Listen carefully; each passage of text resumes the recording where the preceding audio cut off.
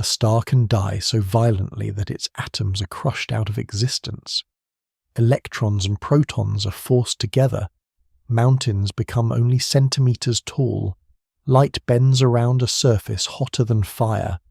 And what remains is not quite a star, not quite a planet, but a city-sized sphere of matter balanced just outside the edge of becoming a black hole.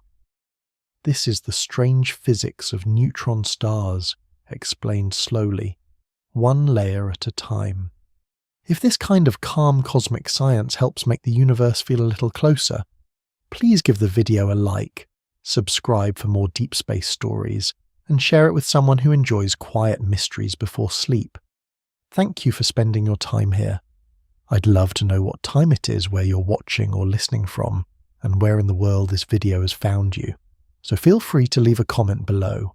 Now, let's gently begin with the death of a massive star. A massive star does not begin as a catastrophe. For most of its bright life, it is a carefully held arrangement, a sphere of hot plasma balanced between two immense tendencies.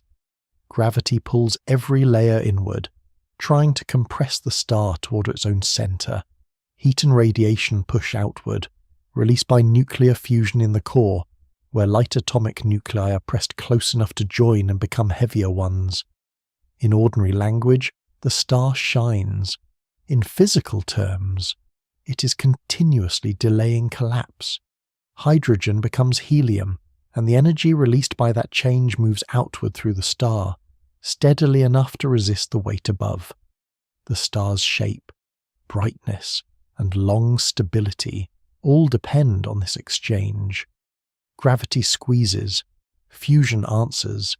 For millions of years, the answer is enough. Inside the star, matter is moving, radiation is scattering, and the central furnace is slowly changing what the star is made of. Yet from the outside, the star may seem almost permanent. A fixed point of light against the dark. The deeper truth is less peaceful.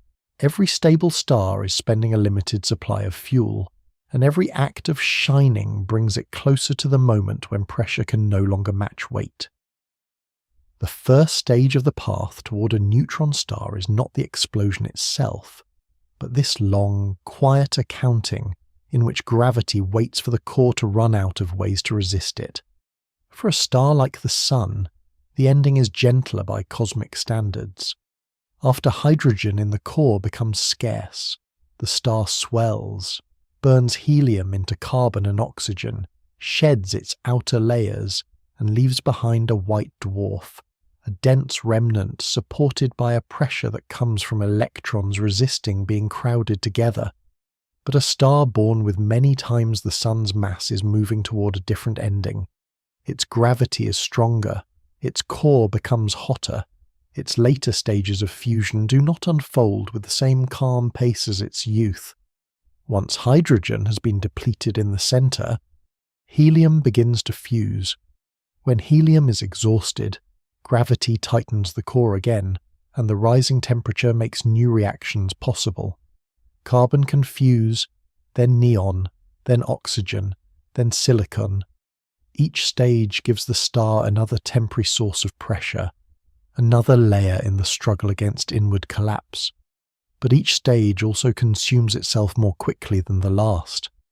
The star becomes structured like an onion, in nested burning shells, with different elements fusing at different depths. Hydrogen may still burn in a shell far from the center. Helium may burn beneath it. Heavier fuels burn closer to the core, where the pressure is greatest. The star is no longer a single furnace, but a layered engine, increasingly unstable, increasingly dependent on reactions that cannot last. Hydrogen burning can support a massive star for millions of years. Later fuels may last only thousands of years, then months, then days. The star does not merely age. It rushes toward a final chemical limit. At each step, fusion changes the core's composition and its ability to produce energy. The nuclei involved are heavier. Their reactions are harder to start, and the energy balance becomes less forgiving. The star compensates by contracting, heating, and burning faster. The outer layers, responding to the altered flow of energy from within, can swell to enormous size, turning the star into a red or blue supergiant depending on its history. From a distance, such a star may appear majestic, a luminous body many times wider than it once was. Inside, the central regions are becoming more desperate. The pressure that holds the star up is no longer coming from a simple, long-lived hydrogen furnace. It is being rebuilt again and again from heavier materials, each one less useful as a lasting defense. This is why the death of a massive star is not sudden. The final collapse happens quickly, but the conditions for it are assembled over a long sequence of shrinking options. The star is not simply running out of fuel, it is running out of kinds of fuel that can still return enough energy to matter. Fusion works because some arrangements of nuclear matter are more tightly bound than others. When lighter nuclei join into certain heavier nuclei, the final arrangement contains slightly less mass than the starting pieces, and the missing mass appears as energy. That energy becomes heat, radiation, motion, pressure. It becomes the star's resistance to gravity. But this pathway has a direction. As fusion builds heavier elements, it approaches the region around iron, where nuclei are among the most tightly bound. Iron does not offer the same bargain. Fusing iron into heavier elements does not release energy under normal stellar core conditions. It requires energy. For a massive star, this is the decisive boundary. The core can collect iron and related elements, but it cannot burn them as a new source of support. Iron is not a new fuel waiting to ignite. It is the ash left after the last profitable burning has done its work. Until this point, every contraction has opened another door.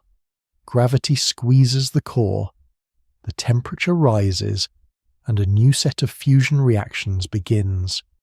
With iron, contraction opens no such useful door. The old rhythm breaks. The star has spent its way down to a material that cannot pay the pressure debt. Around the iron core, shells of lighter elements may still be burning, feeding more ash inward, increasing the mass of the center. The core grows heavier, while its ability to support itself weakens. It is an unstable arrangement, because gravity does not need the whole star to fail at once. It only needs the central support to become insufficient. The iron core becomes the place where the future neutron star first begins to take shape. As a region trapped between enormous weight above and a dead end in nuclear energy below, the star may still shine brilliantly, its outer layers may still be luminous and extended, but the most important change is hidden deep inside, where the balance that once seemed so durable has become fragile on a scale inside the star. The physics there is no longer about sustaining brightness across astronomical time. It is about whether matter can remain ordinary under such pressure. As the iron core gains mass, it nears a limit set by how densely electrons can be packed and how much pressure they can provide. Electrons resist being forced into the same state. This resistance is not heat in the usual sense. It comes from quantum physics, from rules deeper than temperature. In a white dwarf, electron degeneracy pressure can hold the remnant against gravity. In the core of a massive star, the situation is more severe. The iron core is still buried beneath the weight of a giant star. It is being loaded from surrounding burning shells. It is hot, dense, and changing rapidly. When the core becomes too massive for electron pressure to hold it up, the delay ends. The collapse begins not because gravity has appeared suddenly, but because the last effective form of resistance has fallen below the need.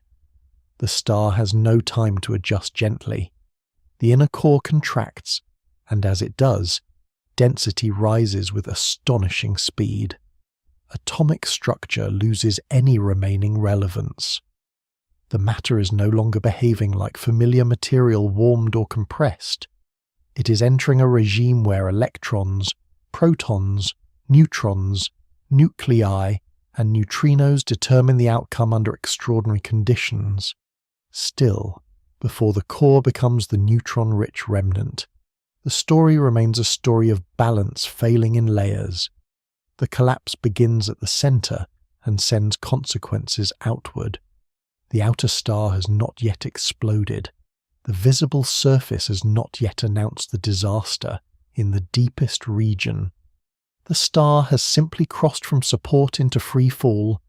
That crossing is the first true turn toward a neutron star.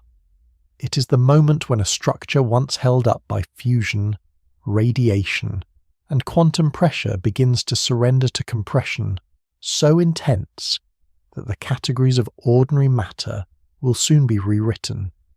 The strange physics of neutron stars starts before a neutron star exists. It starts in the last working heart of a massive star, where fusion has built itself into a corner and gravity has waited long enough to collect what it is owed.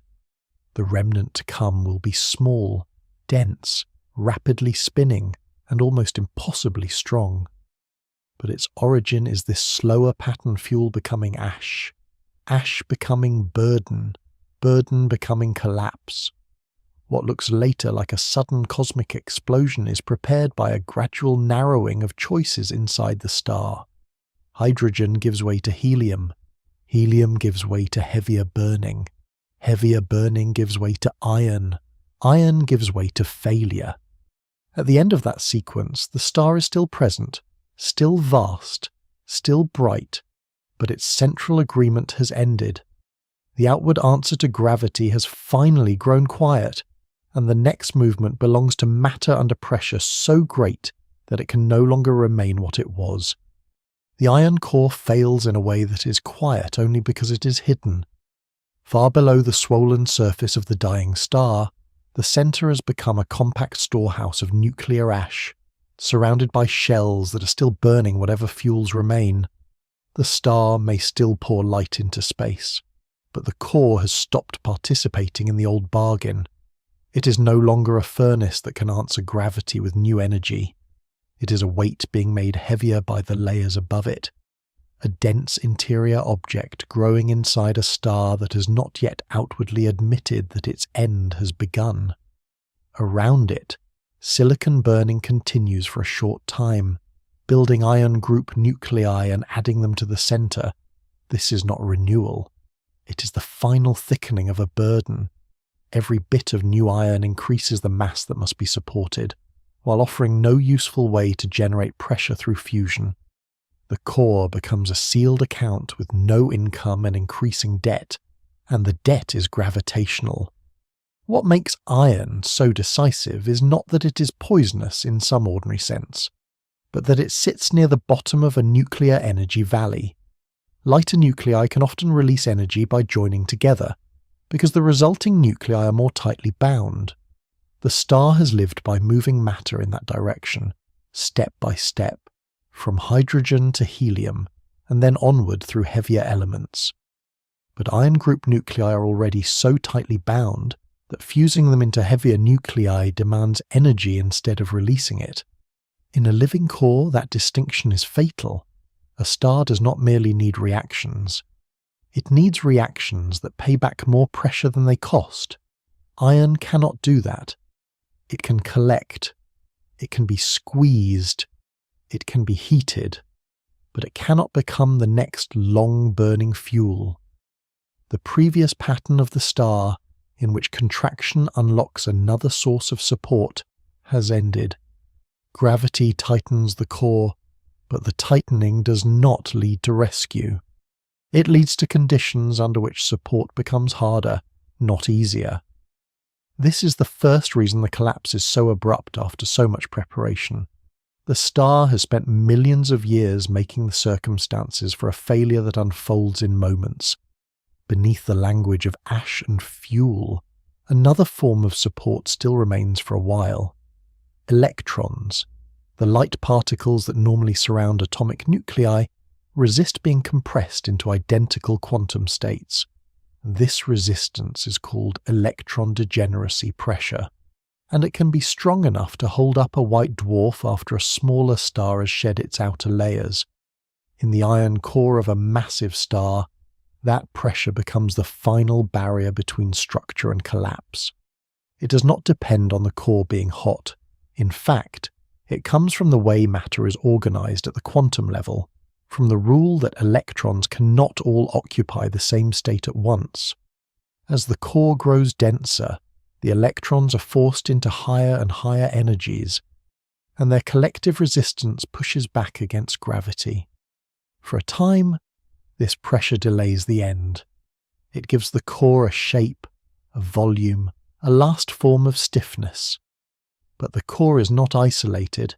It is trapped beneath the mass of the surrounding star, and it continues to gain iron-rich material from the burning shells outside it. The limit approaches from two directions at once. Gravity becomes more demanding, while the quantum pressure available from electrons reaches the edge of what it can provide. The critical threshold is not a single simple line in nature, because the core is hot, changing, and full of reactions. But the principle is clear. Once the iron core grows too massive and too dense for electron degeneracy pressure to support it, there is no gentle adjustment waiting beyond that point. The core cannot expand into a new burning stage. It cannot shine its way back into balance. Instead, its own density begins to turn against it. High-energy photons in the core start to break apart some of the iron group nuclei, a process called photodisintegration. Light, which once carried energy outward, now helps consume energy by splitting heavy nuclei into lighter pieces. This deepens the crisis. It removes pressure instead of adding it.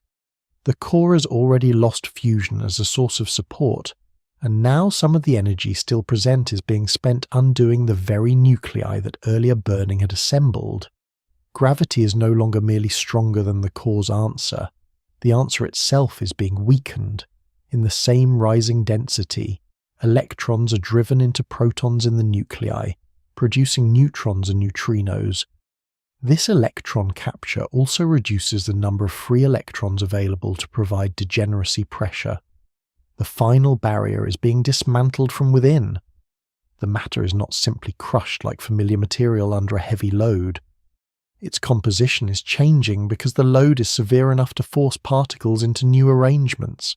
Each captured electron removes a little of the pressure that had been holding the core up. Each escaping neutrino carries energy away. The collapse accelerates because the conditions that cause the collapse also make support disappear faster. This feedback gives the failure its terrible efficiency. The core begins to fall inward under its own weight, and as it falls, it becomes less able to stop falling. For the matter inside, ordinary distances vanish. Atomic nuclei are pushed closer together. Electrons lose their old role as a surrounding cloud and become participants in nuclear transformation.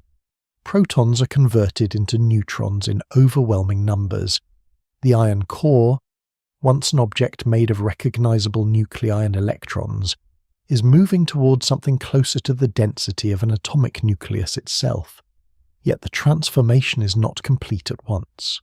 During the collapse, the inner and outer parts of the core do not behave identically. The inner core can fall almost as a coherent region, while outer layers continue plunging inward behind it. The densities rise so rapidly that causal contact, pressure waves, and particle reactions all matter to the exact structure of the event. The physics is not simple, but the broad direction is steady. The star's center is losing volume at a rate that has no ordinary comparison. A mass larger than the Sun's future white dwarf is being driven into a region that will become only city-sized if it survives as a neutron star. The great scale of the original star is being erased from the inside outward.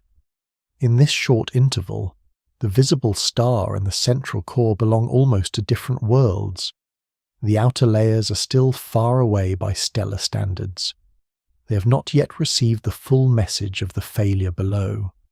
The core, however, has already crossed into a regime where iron is no longer the defining material. Neutronization is taking over. Matter that once had electrical structure, with negatively charged electrons and positively charged protons arranged into atoms, is being pushed toward near neutrality in the most literal sense. The positive and negative charges combine away, leaving neutrons dominant. This is why the future remnant earns its name. It is not made entirely of neutrons in every layer, and its surface and crust will have their own complicated structures. But its origin lies in this forced conversion, when gravity makes ordinary atomic matter unstable.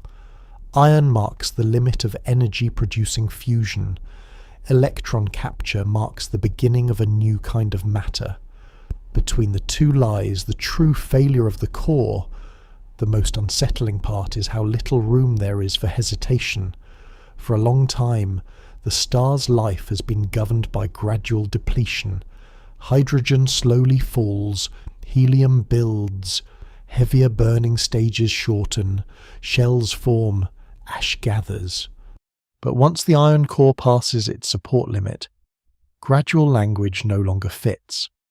The collapse proceeds on a timescale closer to free fall. Pressure support falls away, the center contracts, and the density rushes upward. The core is not choosing a new equilibrium. It is being driven toward one by force, and the equilibrium it will eventually find, if it finds one, will be brutally unlike the star that produced it. Only when matter reaches nuclear density, when the strong nuclear force and neutron degeneracy pressure become dominant, can the inner collapse begin to resist again. That resistance belongs to the next stage, in the moment of iron core failure.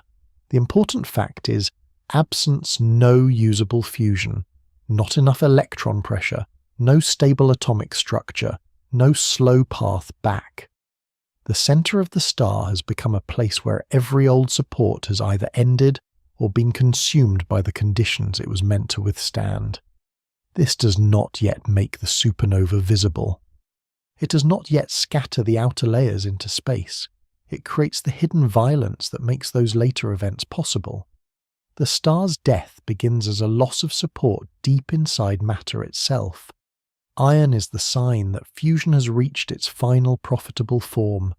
Collapse is the consequence of that sign being ignored by gravity, which continues to pull as if another answer should exist, but none does. The core falls inward, carrying the history of the stars burning with it, and the next answer will not come from fire. It will come from compression, from neutrons, and from the last physical resistance available before gravity would carry the remnant all the way into a black hole. The transformation from iron core to neutron-rich matter does not feel like a simple change of ingredients. It is more like the removal of an entire familiar architecture. In ordinary matter, atoms keep their shape because electrical charge creates separation. Negatively charged electrons occupy regions around positively charged nuclei, and even in dense solids, that structure leaves enormous empty space by nuclear standards. A block of iron seems hard because electromagnetic forces resist deformation, not because its nuclei are touching. Inside a collapsing stellar core, this familiar resistance becomes almost irrelevant. Gravity has gathered so much mass into such a confined region that atomic spacing can no longer survive. The electrons are forced inward. The nuclei are pressed into conditions that no laboratory material could imitate on a lasting scale. The core is not merely becoming hotter or more compact.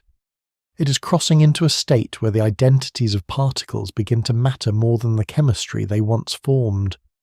The name neutron star comes from this crossing, from the moment when the old arrangement of protons, electrons, and nuclei is driven toward a new dominance of neutrons.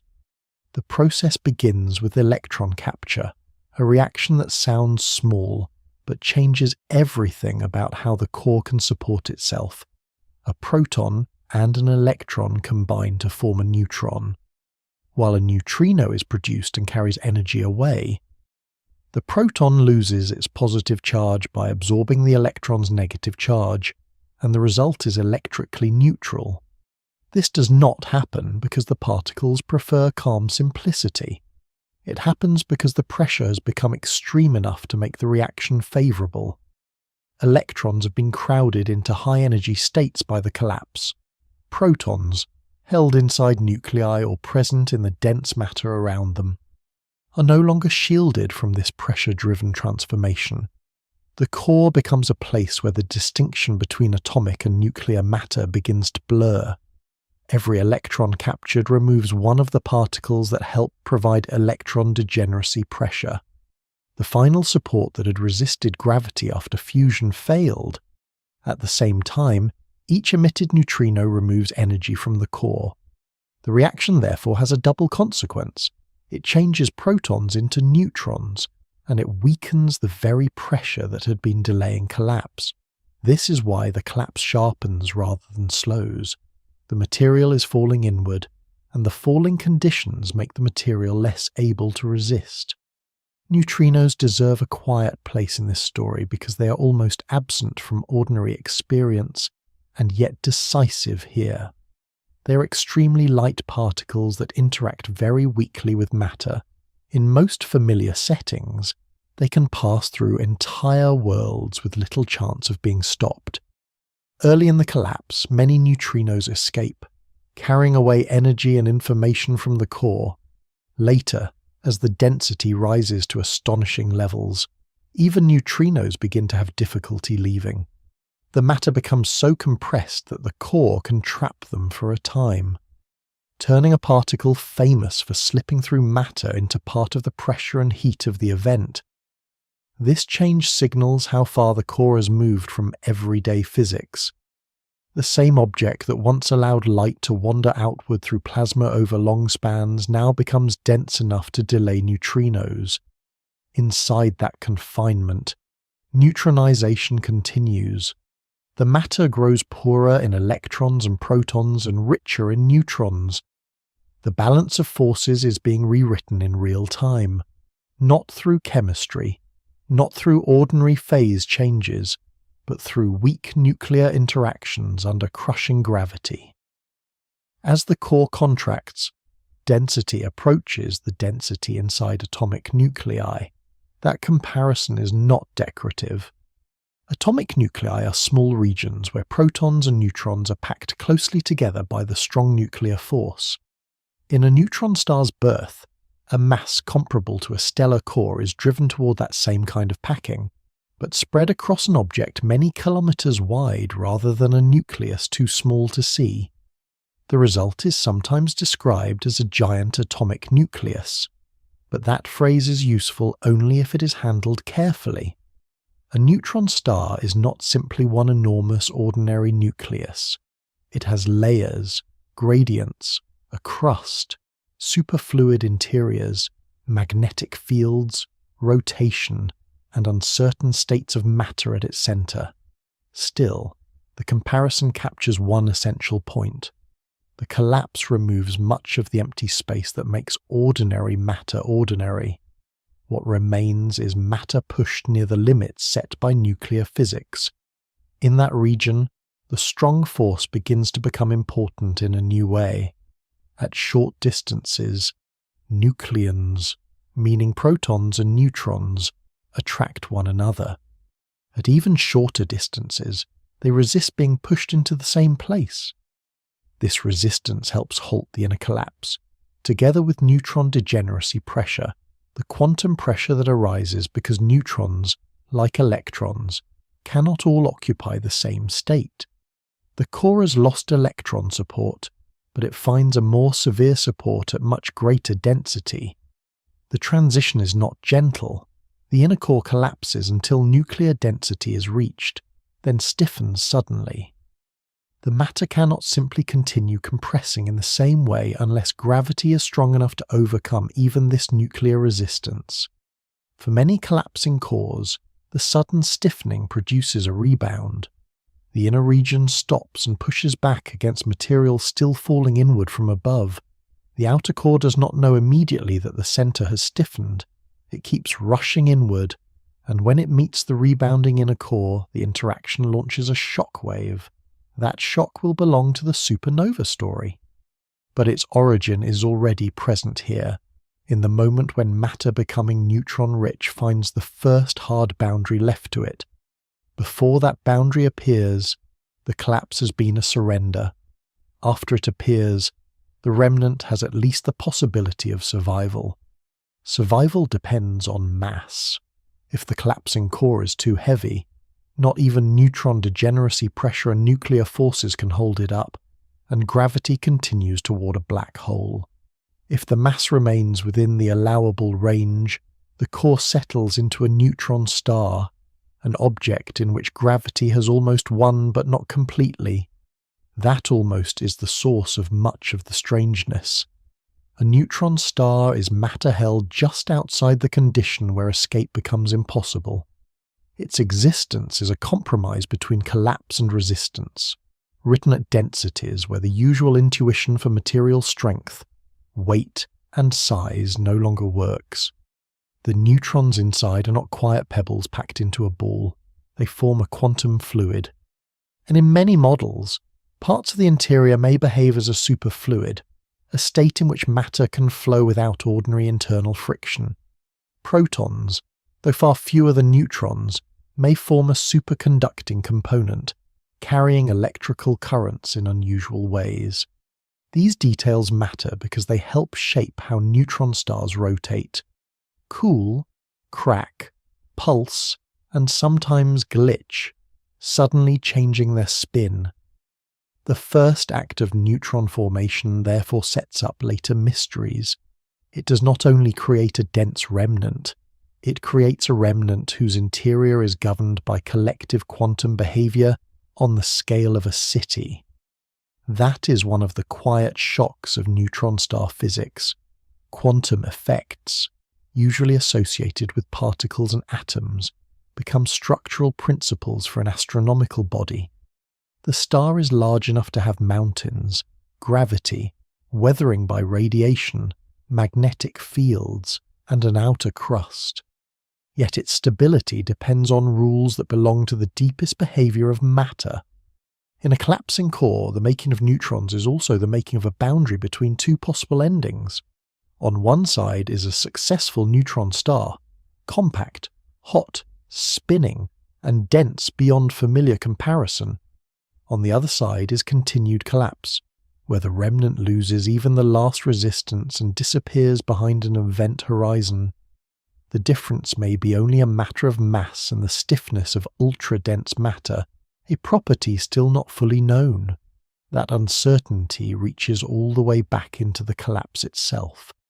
How matter behaves at several times nuclear density affects how large neutron stars can be, how they respond to mergers, and how close they can come to becoming black holes while still remaining visible. The conversion of protons and electrons into neutrons is therefore not an isolated reaction. It is the doorway into the deepest unknowns of dense matter. The former iron core has become something that cannot be understood as a burned-out ember. It is a place where particles have been rearranged by gravity, where charge has been largely neutralized, where quantum pressure has replaced fusion as the final defense, and where the remaining object carries the memory of both collapse and resistance. The star that once shone by joining nuclei now survives, if it survives, because matter refuses one last form of compression. Ordinary atoms have been undone. The next question is what happens when that refusal sends a signal back into the falling star around it, and the hidden birth of a neutron-rich core becomes an explosion bright enough to announce itself across interstellar space. The rebound that follows core collapse is not an explosion in the simple sense of outward fire. It begins as a collision between two different motions inside the dying star. The inner core, compressed to nuclear density, stiffens and slows with astonishing abruptness. while the material above it is still falling inward at a large fraction of the speed of light. The center has found a new resistance in neutron-rich matter, but the surrounding layers have not yet responded. They continue plunging downward, carrying the weight and momentum of the failed iron core. When this infalling material strikes the stiffened inner region, the impact launches a shockwave into the outer core. For a moment, the star contains a buried front of compression, moving outward against the inward river of matter. That shock is the first mechanical signal that the collapse has hit something it cannot easily pass through. Yet it is not automatically enough to destroy the star. The shock begins with enormous energy, but it must spend that energy crossing material that is still dense, hot, and heavy. It has to break apart nuclei, push through falling layers, and fight the continuing pull of gravity. A supernova is therefore not merely a bounce. It is a struggle over whether the bounce can be turned into escape. This distinction matters because the first outward shock can stall. As the shock travels into the outer core, it loses energy by breaking heavy nuclei into lighter particles, undoing some of the nuclear structure that earlier burning had created. It also loses energy through neutrinos, the same elusive particles produced in great numbers during electron capture. The shock slows and may become almost suspended, a standing boundary between matter still falling inward and matter that has been heated behind it.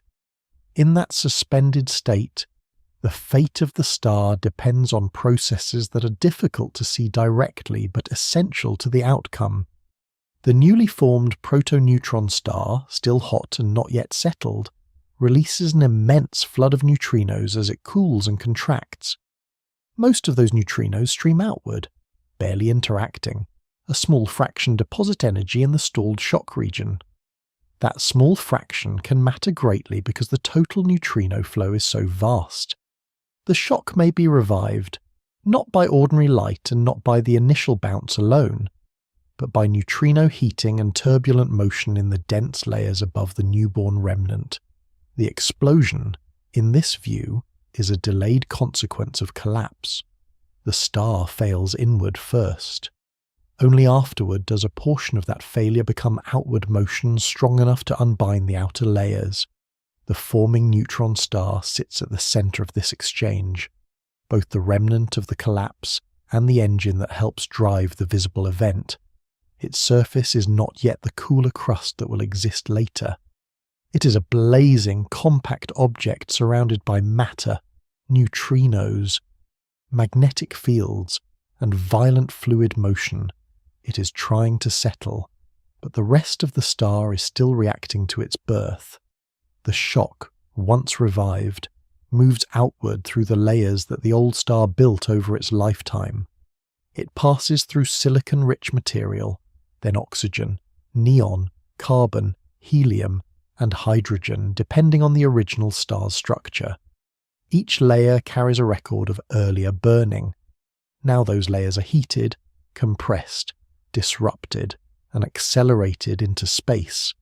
Some nuclei are destroyed, others are newly formed in explosive burning. Elements that had been arranged quietly inside the star are suddenly thrown into the surrounding galaxy. The star's private interior becomes interstellar matter. What had been hidden becomes visible, because the outer layers are no longer gravitationally bound to the remnant at the center. The light of the supernova does not come from a single source. Part of it comes from the shock heating the expanding gas. Part comes later from the radioactive decay of unstable nuclei made in the explosion, especially nickel that decays through a chain into cobalt and then iron.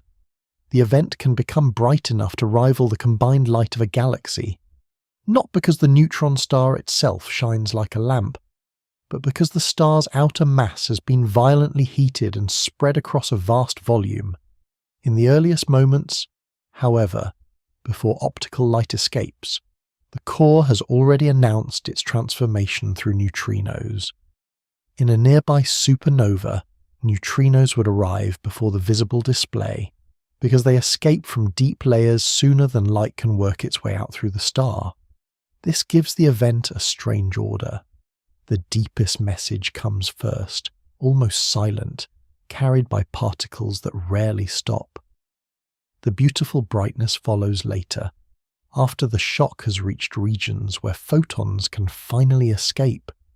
From far away, the supernova appears as a sudden new point of light. Physically, it is the delayed unveiling of an interior catastrophe that has already happened.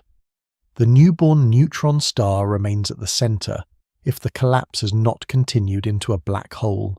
It is extremely hot, often rotating rapidly, and compressed into a sphere only about the width of a city.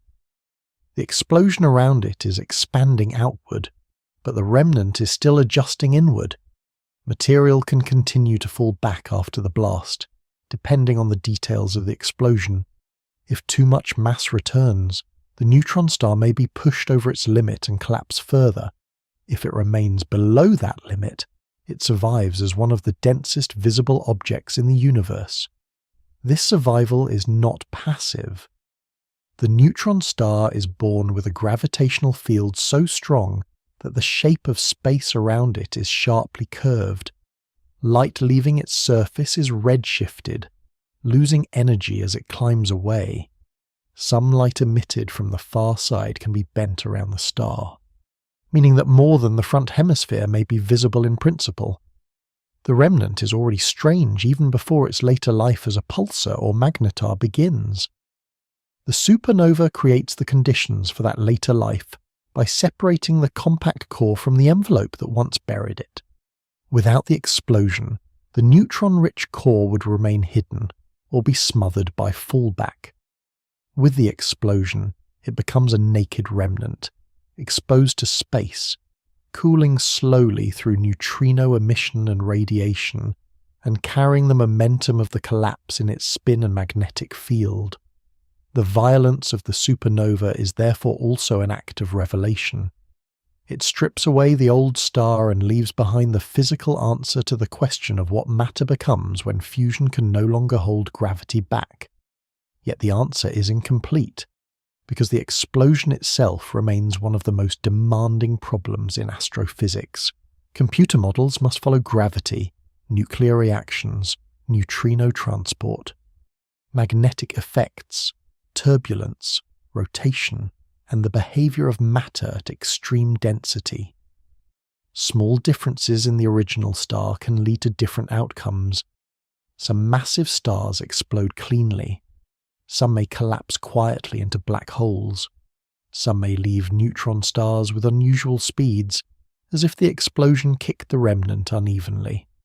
Observed neutron stars often move rapidly through space, and one reason may be a symmetry in the supernova blast. The birth is not a perfectly centered event. Turbulent flows and uneven neutrino heating can make one side of the explosion stronger than another, pushing the compact remnant in the opposite direction. Around it, the expanding debris forms a supernova remnant, a glowing, structured cloud where shock waves heat gas, accelerate particles, and enrich space with elements forged before and during the blast. Over thousands of years, that debris spreads and cools. It mixes with the interstellar medium. It becomes part of future clouds, future stars, future planets. But at the center, if the remnant survives, the neutron star remains as the compact result of a far shorter event. The scale contrast is severe. The old star may have been millions of kilometers wide. The supernova remnant can grow across light years. The neutron star itself is only a small object by astronomical size, but it contains a mass that can exceed the sun's. It is not the largest part of the event, it is the densest consequence. The explosion announces the death of the star to the galaxy, but the neutron star preserves the most extreme part of the death in a form that can last for immense spans of time. The supernova is the turning point where hidden collapse becomes cosmic evidence. Before it, the failing core is buried inside a luminous body. After it, the core's remains are exposed, and the surrounding space has been seeded with the star's disrupted layers. The event is both an ending and a sorting process. Some material escapes and becomes part of the galaxy. Some may fall back. The central object either survives as a neutron star or continues into a black hole. In the case where a neutron star remains, the explosion has done more than destroy the parent star. It has made room for a new class of object, one whose smallness is inseparable from the violence that uncovered it. The next step is to hold that object in mind without the brightness of the supernova around it, to consider what it means for a stellar mass to remain packed into a sphere no wider than a city, where gravity bends light, surface matter weighs beyond intuition, and density becomes the defining fact of existence. A neutron star's smallness is not a relief from its violence. Once the glare of the supernova has faded from the centre of the story, the remnant that remains can almost seem too compact to belong to the same event. It may span only about the width of a city, yet it can hold more mass than the sun. That combination makes density the first fact that every other fact must answer. The object is not merely heavy for its size, it is heavy in a way that changes the meaning of surface, weight, and distance. Matter there is compressed so fiercely that a small volume can contain a mass that would be mountainous by terrestrial standards. The familiar intuition that separates a stone from a star has almost no place on such a surface. On Earth, density is something measured by comparing materials, iron against water, rock against air. On a neutron star, density becomes a state of matter pushed toward the nuclear scale. The remnant is small enough that an ordinary map could fit across it, yet its gravitational field belongs to a dead stellar core. The result is an object that looks modest by radius and immense by consequence, a sphere where space around the surface is curved strongly enough that light itself no longer travels as common sense expects. Gravity near a neutron star is weaker than the gravity near the event horizon of a black hole. But outside that final boundary, it is among the strongest known in the universe. The surface pull can be billions of times stronger than Earth's. A particle released above it does not fall gently. It accelerates into a field so steep that impact energies become extreme, and any ordinary material arriving there is quickly transformed by heat, pressure, and nuclear conditions. The surface is not a place where a mountain or an atmosphere can behave in familiar ways. It is a boundary between a compact star and surrounding space, where even a thin layer of matter is held down with almost unimaginable force. This gravity also changes the path of light. In a weak gravitational field, light appears to move in straight lines unless reflected or refracted by matter. Near a neutron star, space-time itself is curved enough that light leaving the surface can bend around the object. More than half the surface may be visible to a distant observer in principle, because photons emitted from regions beyond the apparent edge can be redirected outward. The star, therefore, cannot be imagined exactly like an ordinary sphere shining in darkness. Its gravity modifies its own appearance. It hides through compactness and reveals through bending at the same time. Even its light must negotiate with the mass that produced it. This light is also stretched as it escapes. A photon climbing away from the surface loses energy, a process called gravitational redshift. Its wavelength lengthens, and its colour shifts toward lower energy by the time it reaches distant space. The amount of redshift contains information about the relationship between mass and radius, which is why neutron stars are so valuable to physicists. Their exterior light carries clues about their interior stiffness. A larger radius for a given mass suggests that ultra-dense matter resists compression more strongly. A smaller radius suggests a softer interior, one more easily compressed by gravity. In this way, the shape of light leaving the surface becomes a messenger from matter no instrument can directly touch. The star's city-sized body becomes a laboratory, not because it can be entered, but because gravity has forced matter into conditions that leave signatures in timing, spectra, cooling, and motion. The density itself is difficult to hold in thought for more than a moment.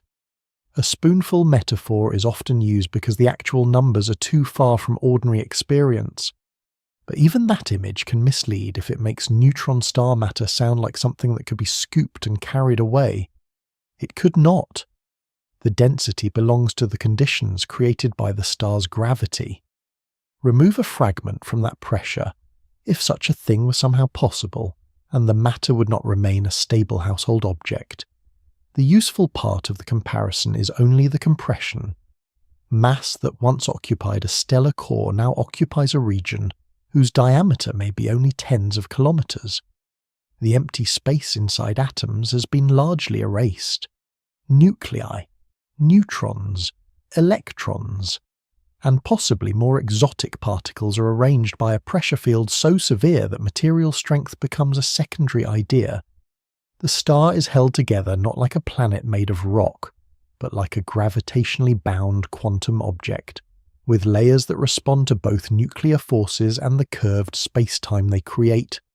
At the surface, the temperature after birth can be extraordinarily high. A newborn neutron star may begin at temperatures far beyond those of ordinary stellar surfaces, then cool rapidly at first by releasing neutrinos from its interior. Over longer periods, it continues to cool more slowly, radiating X-rays and other high-energy light if it remains hot enough and close enough to detect.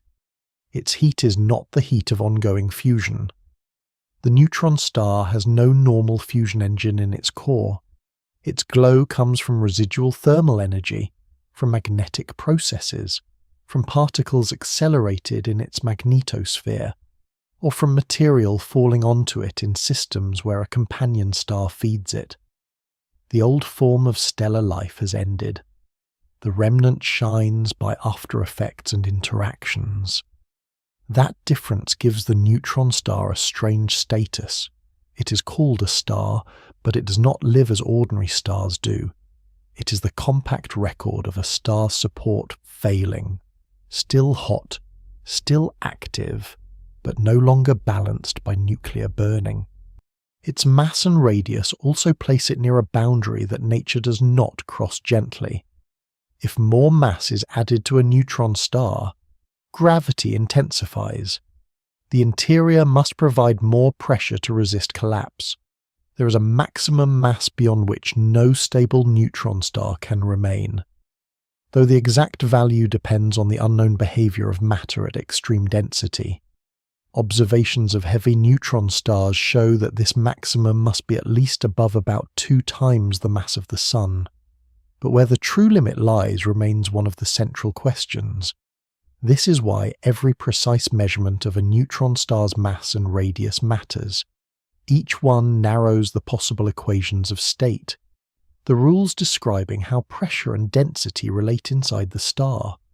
The phrase equation of state may sound abstract, but here it asks a direct physical question. How hard is matter to squeeze after it has already been squeezed almost as far as nuclei allow? The answer determines whether a remnant survives. How large it appears, how it vibrates, how it merges, and when it becomes a black hole. The gravitational field near the surface also flattens everything. On Earth, mountains can rise because rock has enough strength to support unevenness against gravity. On a neutron star, gravity tolerates almost no height.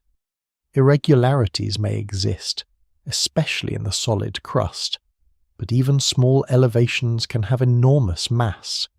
A mountain only a few centimeters high could be astrophysically important, not because of its height, but because the mass distribution it creates might emit gravitational waves if the star rotates rapidly. The word mountain therefore changes meaning. It no longer suggests a towering landscape. It suggests a slight deformation in an object whose smoothness is enforced by gravity, a tiny departure from symmetry with consequences spread across space-time. The star's surface may be hot, solid in part, magnetically stressed, and coated with a thin atmosphere if light elements remain. But it is not scenic in any familiar way. It is a compressed boundary where even scale has to be translated before it can be understood. To call the neutron star city-sized is useful only at the beginning. A city is wide because people move through it, because streets and buildings occupy open space. A neutron star may share that width, but it has none of that looseness. It contains stellar mass in a region small enough that rotation can occur many times each second, small enough that magnetic fields are intensified by collapse, small enough that the escape velocity from the surface can become a large fraction of the speed of light. Yet it remains outside the black hole threshold. That is the delicate severity of the object. It has nearly enough gravity to close itself away, but not quite. It allows light to leave, though bent and redshifted. It allows matter to exist, though in forms pushed to the edge of theory. It keeps a surface, though one ruled by conditions that make ordinary surfaces seem almost weightless. The density is not just a number attached to the star. It is the condition that connects its light, gravity, shape, heat, and fate. Once that condition is accepted, the next layer of the mystery can begin, because the neutron star is not uniform all the way down. Beneath the severe surface lies a crust, and beneath the crust matter begins to rearrange itself into forms that are neither familiar solid nor simple fluid, as if the remnant has become not only the densest visible star, but a layered world made from the ruins of atoms. A neutron star's crust begins where the violence of collapse has left a surface, but not a surface in the ordinary planetary sense. It is the outer skin of a dead stellar core, thin compared with the whole object and yet dense enough to make earthly solids seem almost airy. The material there is shaped by gravity first. Whatever atoms survived the supernova, whatever matter settled back after the blast, whatever light elements remain in a shallow atmosphere, all of it is pressed downward by a field so intense that height becomes costly and looseness disappears quickly. The outermost layer may contain nuclei such as iron, arranged not as familiar metal but as a compressed crystal, with electrons moving through it as a degenerate sea. The word crystal can make the crust sound delicate, but this is not a crystal grown slowly in a laboratory. It is a lattice of nuclei held in place under crushing pressure, surrounded by electrons that no longer belong to individual atoms in any normal way. Chemistry has been stripped down to charge, pressure, and quantum rules. The surface may still contain recognizable nuclei, but the relationships between them have changed beyond ordinary material experience. An atom, in its familiar form, is mostly distance. A nucleus sits at the center. Electrons occupy a surrounding cloud, and electromagnetic forces determine how atoms bind into solids. In the outer crust of a neutron star, that spacious design is compressed almost to disappearance. The nuclei remain separated at first, but the electrons are squeezed into a common background, moving with energies set by density rather than by ordinary chemical bonds. The matter is solid because the nuclei form an ordered lattice, but it is also exotic because the electrons behave as a highly compressed quantum fluid. Heat from the young remnant may keep the surface extremely hot, yet pressure can still make parts of the crust solid. The usual link between heat and melting no longer works in an intuitive way, because the pressure is so far beyond familiar conditions. A neutron star can therefore have a crust even while its temperature is enormous. It is a star with something like a shell. But the shell is made by density rather than by coolness. That distinction matters because it changes what the surface can do. The crust is not passive decoration. It stores stress, conducts heat, anchors magnetic fields, and controls how the interior communicates with space. As depth increases, the pressure rises sharply. The nuclei in the crust become more neutron-rich, meaning they contain more neutrons compared with protons than stable nuclei on Earth usually do. This happens because electrons are packed to such high energies that they can be captured by protons, turning them into neutrons and reducing the electric charge of the nuclei. A nucleus with many neutrons can survive in the crust because the surrounding pressure helps stabilize arrangements that would fall apart under ordinary conditions. The deeper crust is therefore not made of familiar isotopes lined up in a table. It is populated by nuclei that exist because they are buried. Their stability belongs to the star. Remove them from that pressure, and many would decay or break apart. The crust becomes a library of nuclear forms that cannot be kept open in normal space. Each layer reflects a different balance among gravity, electron pressure, nuclear binding, and neutron excess. Descending through it is not like moving through rock strata on a planet. It is like moving through changes in what nuclear matter is allowed to be. At a certain depth, the nuclei become so overloaded with neutrons that some neutrons begin to drip out. This neutron drip marks a quiet but important boundary. Above it, neutrons are mostly held inside nuclei.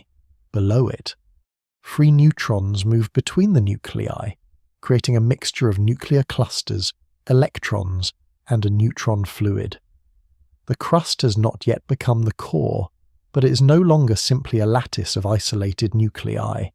It is a mixed state, with solid structure and fluid components occupying the same region. The free neutrons may form a superfluid, able to move through the lattice with very little resistance. This gives the crust a hidden internal life. It can appear rigid on large scales, while part of its mass flows in a quantum state through the spaces between nuclei. Such behavior may help explain pulsar glitches, sudden small increases in rotation seen in some neutron stars. The idea is that the superfluid interior can rotate slightly differently from the crust, storing angular momentum and then transferring it abruptly when conditions change. The surface clock of a pulsar, measured by its radio pulses, may therefore reveal strain and motion inside a crust no telescope can resolve. The crust also has to live with the neutron star's magnetic field. In ordinary stars, magnetic fields move through plasma, twisted and reshaped by convection and rotation. In a neutron star, especially in a highly magnetized one, the crust can be stressed by magnetic forces that are locked into or passing through its conducting material. The field may slowly evolve, pushing against the solid lattice, building tension until the crust shifts or cracks. In magnetars, where magnetic fields reach their most extreme known strengths, this stored tension may release energy in bursts of X-rays and gamma rays. The crust then becomes not merely a layer, but a strained boundary between the magnetic exterior and the dense interior. Its strength matters because it determines how much stress can accumulate before failure. Yet failure here does not mean a landslide or earthquake in the ordinary sense. It means a rearrangement of matter under gravity so strong that even a fracture is tightly confined. A starquake may move the crust by small distances, while releasing enormous energy through magnetic and seismic effects. The scale is small by human geometry and immense by physical consequence. Heat also travels through the crust in ways that reveal its structure. A young neutron star cools by losing energy from its interior, first mainly through neutrinos and later through surface radiation. The crust can delay, filter, and redirect that heat, its composition, impurities, magnetic field, and superfluid behavior all influence how thermal energy reaches the surface. In accreting neutron stars, where material from a companion star falls onto the surface, the crust can be heated by nuclear reactions as the new matter is compressed downward. Observing how such a star cools after accretion slows can give clues about the crust's conductivity and heat capacity. In this way, the crust becomes an interpreter. It stands between the unreachable interior and the observable light. Every pattern of cooling, every burst, every glitch, every slight irregularity in rotation may carry some trace of how this layer behaves under pressure. The surface is therefore not only the outside of the neutron star, it is the place where the hidden physics of dense matter becomes most accessible. The deeper part of the crust is stranger still because nuclei begin to lose their simple rounded shapes. As density increases, the competition between nuclear attraction and electric repulsion becomes increasingly delicate.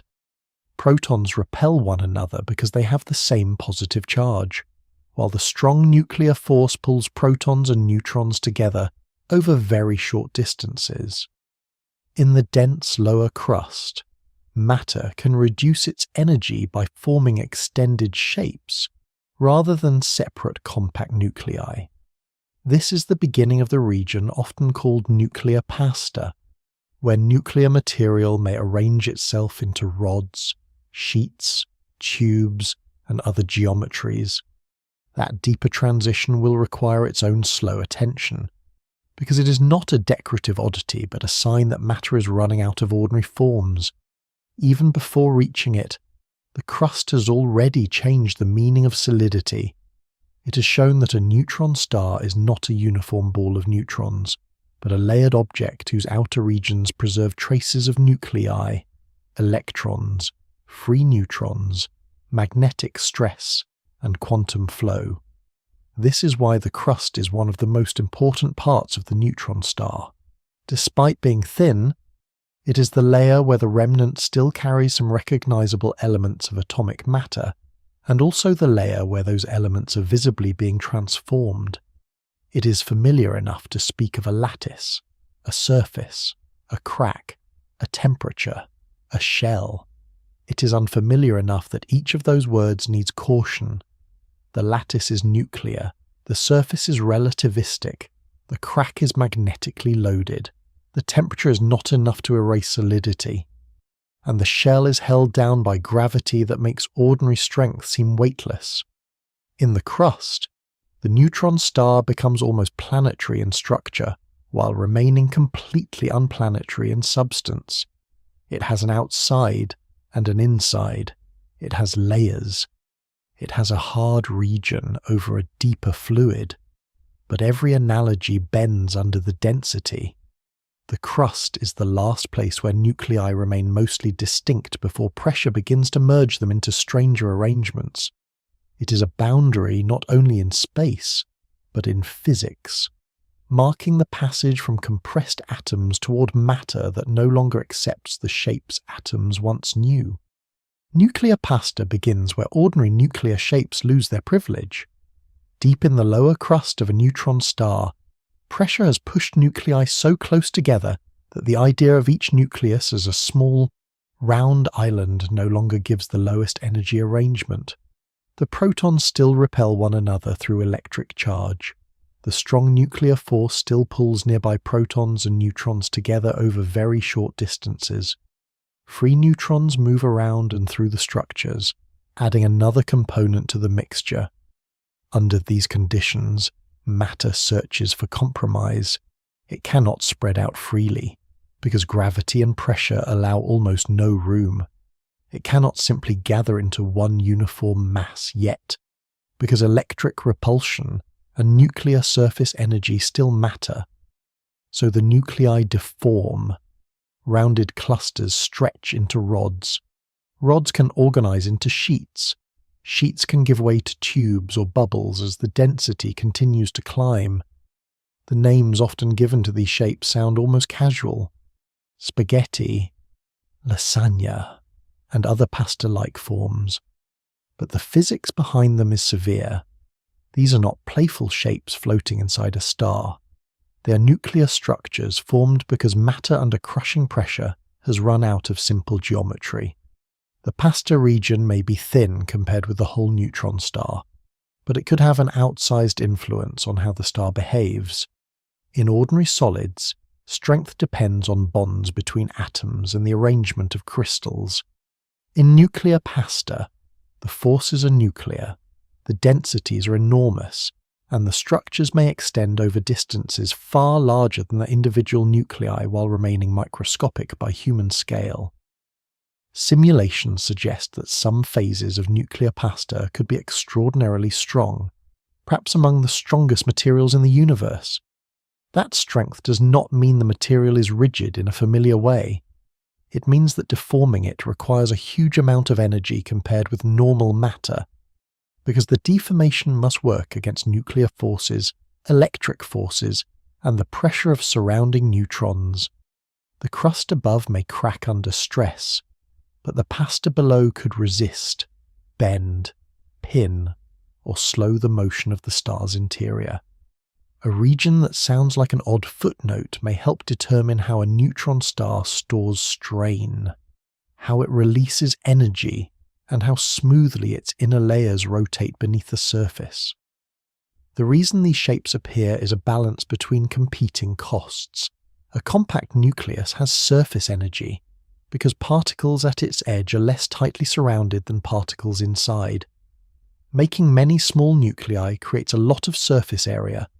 Joining everything into one continuous nuclear fluid reduces surface area, but increases problems from proton repulsion, because positive charges do not like being gathered together. At the densities near the base of the crust, neither extreme wins cleanly. Matter can lower its total energy by forming long or flat structures that reduce surface costs while spreading charge in a more favourable way. The result is a sequence of geometries, each one belonging to a certain range of density and composition. This sequence may not be simple or perfectly ordered in an actual neutron star. The material may contain defects, tangled domains, impurities, and disorder left by cooling and magnetic history. Still, the underlying idea remains powerful. Shape becomes a physical answer. Geometry becomes part of the equation of state, not decoration. The lower crust is no longer just matter packed tighter. It is matter rearranging its topology, changing the connectedness of nuclear material as it approaches the core. That connectedness matters for transport. Heat moving outward from the interior must pass through the pasta region. Electrons carrying electrical current must move around its structures. Neutrinos produced by cooling processes may scatter differently depending on the arrangement of nuclear matter. A smooth lattice of rounded nuclei would conduct and scatter in one way. Rods, sheets, and tangled phases may do so differently. This affects how a neutron star cools, how its magnetic field evolves, and how its surface temperature reveals or hides interior conditions. The pasta may also influence the star's rotational behavior.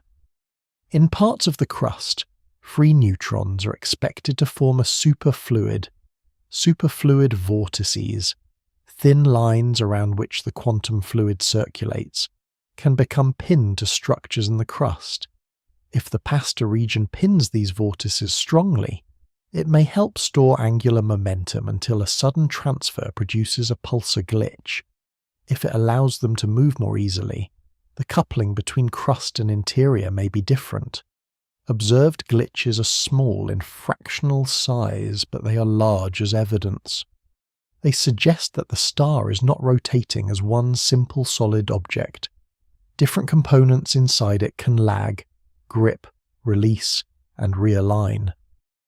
Nuclear pasta may be one of the places where that hidden negotiation occurs.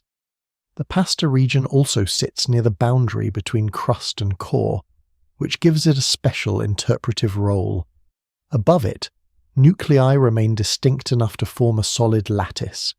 Below it, matter becomes closer to a uniform fluid dominated by neutrons, with a smaller fraction of protons, electrons, and perhaps other particles depending on density. Between these states lies the pasta, neither fully one nor the other. It is a transition zone where matter changes from separated clusters into continuous nuclear matter. Boundaries like this often control behavior out of proportion to their thickness, They can reflect waves, trap stress, change conductivity, or regulate how one layer couples to another.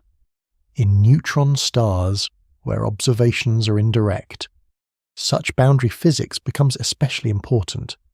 A distant telescope cannot see nuclear pasta, but it may see consequences shaped by pasta, the cooling curve after an outburst, the timing irregularity of a pulsar, the duration of a magnetar flare, or the gravitational wave signal from a merging pair.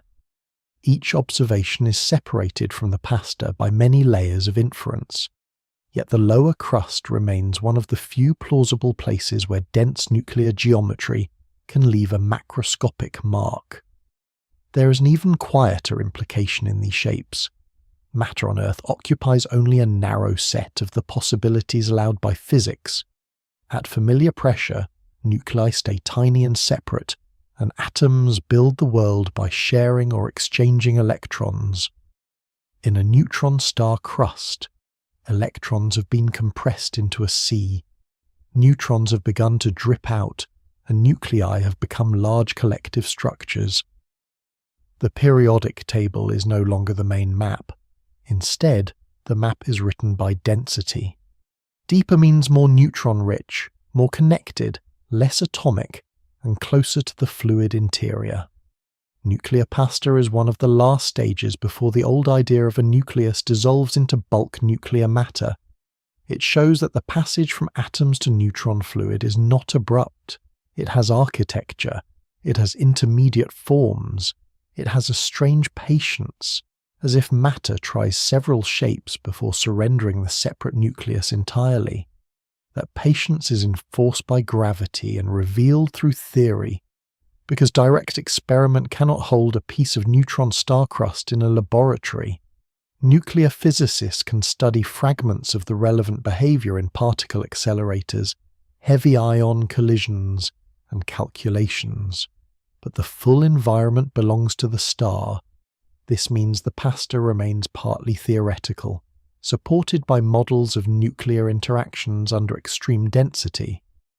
The question is not whether matter can form exotic shapes in principle, but exactly which shapes occur, how ordered they are, how thick the region is, and how strongly it affects observable behavior. Different assumptions about the nuclear force can change the details. Temperature, magnetic field, and the star's formation history may also matter. The evidence is therefore indirect, cautious, and cumulative. The pasta is not seen like a surface feature. It is inferred as a likely consequence of known forces pushed into a regime beyond direct reach. That is often how neutron star physics works. The star becomes a place where familiar laws are trusted, then extended, then tested against observations that arrive as light, timing, and gravitational waves rather than samples. By the base of the crust, the neutron star has already become a layered lesson in compression. The outer crust preserves nuclei in a lattice. The inner crust releases neutrons into a fluid. The lower crust deforms nuclear matter into rods, sheets, tubes, and tangled structures. Each depth removes one more piece of ordinary matter's old identity. Nuclear pasta is not the strangest possible substance inside a neutron star, but it is the last clearly structured threshold before the core. It turns the idea of solidity into something almost unrecognizable, because the solid is no longer made from atoms locked into chemical bonds. It is made from nuclear matter shaped by gravity. Its mountains, if supported by the crust, need not be tall to be massive. Its defects need not be large to influence rotation. Its hidden strength need not be visible to shape how the star breaks, cools, and pulses. The pasta region closes the crust not with a clean line, but with a gradual loss of separateness. Below it, the question changes. The issue is no longer how nuclei deform under pressure, but what becomes of matter when even those deformed nuclei can no longer remain distinct. Beneath the nuclear pasta, the neutron star stops offering shapes that can be pictured easily. The crust has already taken matter far from ordinary experience, yet it still carries a kind of structure nuclei in lattices, neutrons moving between them, sheets and rods formed by nuclear forces under pressure. The core begins where even that separateness fades. Matter becomes closer to a continuous fluid, dominated by neutrons packed at and beyond nuclear density, with a smaller population of protons, electrons, and perhaps other particles depending on how deeply the pressure rises. This is the region that gives neutron stars their name, but it is also the region that makes the name incomplete. A neutron star is not merely a ball of neutrons. Its core may contain several interwoven fluids, each obeying quantum rules, each responding differently to rotation, magnetism, temperature, and compression. The difficulty is that the core cannot be opened, sampled, or reproduced in full on Earth. It can only be inferred from the star's mass, radius, cooling, spin behavior, bursts, mergers, and the gravitational waves released when two such remnants finally collide. The deeper core is therefore both central and hidden, the part most responsible for the star's stability, and the part least directly available to observation. The first cautious picture is nuclear matter, pushed to its most extreme visible form. In this view, neutrons remain the dominant particles, packed so tightly that their collective pressure resists further collapse. Their resistance is partly a quantum effect, because neutrons cannot all occupy the same state, and partly a result of the nuclear force, which becomes strongly resistant at very short range. This stiffness, or softness, is one of the most important unknowns. If dense matter is stiff, it pushes back strongly and allows neutron stars of a given mass to have larger radii. If it is soft, it compresses more easily and brings the star closer to the black hole boundary. The core's equation of state, the relationship between pressure and density, is the hidden rulebook behind the whole object. It decides how much mass a neutron star can carry, how tightly light bends around it, how fast it vibrates, how it deforms in a companion's gravity, and what happens when it is struck by another neutron star. The term sounds mathematical, but the question inside it is plain. When matter has already been crushed beyond atoms, how much more can it resist? One reason the answer remains uncertain is that nuclear matter may not stay simple as density rises. Neutrons and protons are made of quarks, smaller particles bound together by the strong force. Under ordinary conditions, quarks are confined inside protons and neutrons. In the inner core of a sufficiently dense neutron star, some theories suggest that this confinement may weaken in a collective way, allowing matter to become a denser phase where quarks move more freely. This does not have to resemble the hot quark matter briefly created in energetic collisions. A neutron star core is cold by nuclear standards after its early life, but enormously dense. If quark matter appears there, it would be a cold, compressed state rather than a simple fireball. It might include up quarks and down quarks, the usual constituents of protons and neutrons, and perhaps strange quarks, a heavier kind that can become energetically favourable under extreme pressure. This possibility gives rise to the idea of strange quark matter, and to the more speculative thought that the deepest core may be stranger in composition than the crust or outer core suggests. But the word possible must remain in place. No observation has yet forced the conclusion that neutron stars contain free quark matter. The idea remains a serious candidate, not a settled interior map. Other possibilities compete in the same hidden region. At high enough density, new particles may appear because the energy of the compressed matter makes them favourable. Hyperons, which are heavier relatives of protons and neutrons containing strange quarks, have often been considered meson condensates, Collective states involving particles such as pions or kaons have also been proposed. Each option changes the pressure support in a different way. Some tend to soften the matter, making it easier to compress. That creates a tension, because neutron stars with masses around twice the Sun's mass have been observed, and any proposed core composition must still support such heavy stars without collapsing. This is one of the quiet constraints that keeps the science disciplined. Exotic matter cannot simply be inserted because it sounds intriguing. It must obey the measured existence of massive neutron stars, the inferred radii of observed remnants, and the behavior of mergers. The core is free to be strange only within the boundaries set by evidence. In that sense, every heavy neutron star is a kind of pressure test performed by nature. It says that whatever lies inside must be strong enough to hold the star up. The core may also be superfluid. In a superfluid, matter flows without ordinary viscosity, because many particles occupy a shared quantum state. This idea might seem delicate, almost fragile, but in neutron stars it may occur under crushing density and immense gravity. Neutron superfluidity can alter how the star cools, because pairing between neutrons changes how neutrinos are produced and carried away. It can also affect rotation. A superfluid does not rotate like an ordinary fluid. It forms quantized vortices, each one carrying a fixed unit of circulation. These vortices can interact with the crust or with magnetic structures in the star, storing and releasing angular momentum. Pulsar glitches may be one visible sign of that hidden exchange. Meanwhile, the protons in the core, though fewer than the neutrons, may form a superconducting fluid.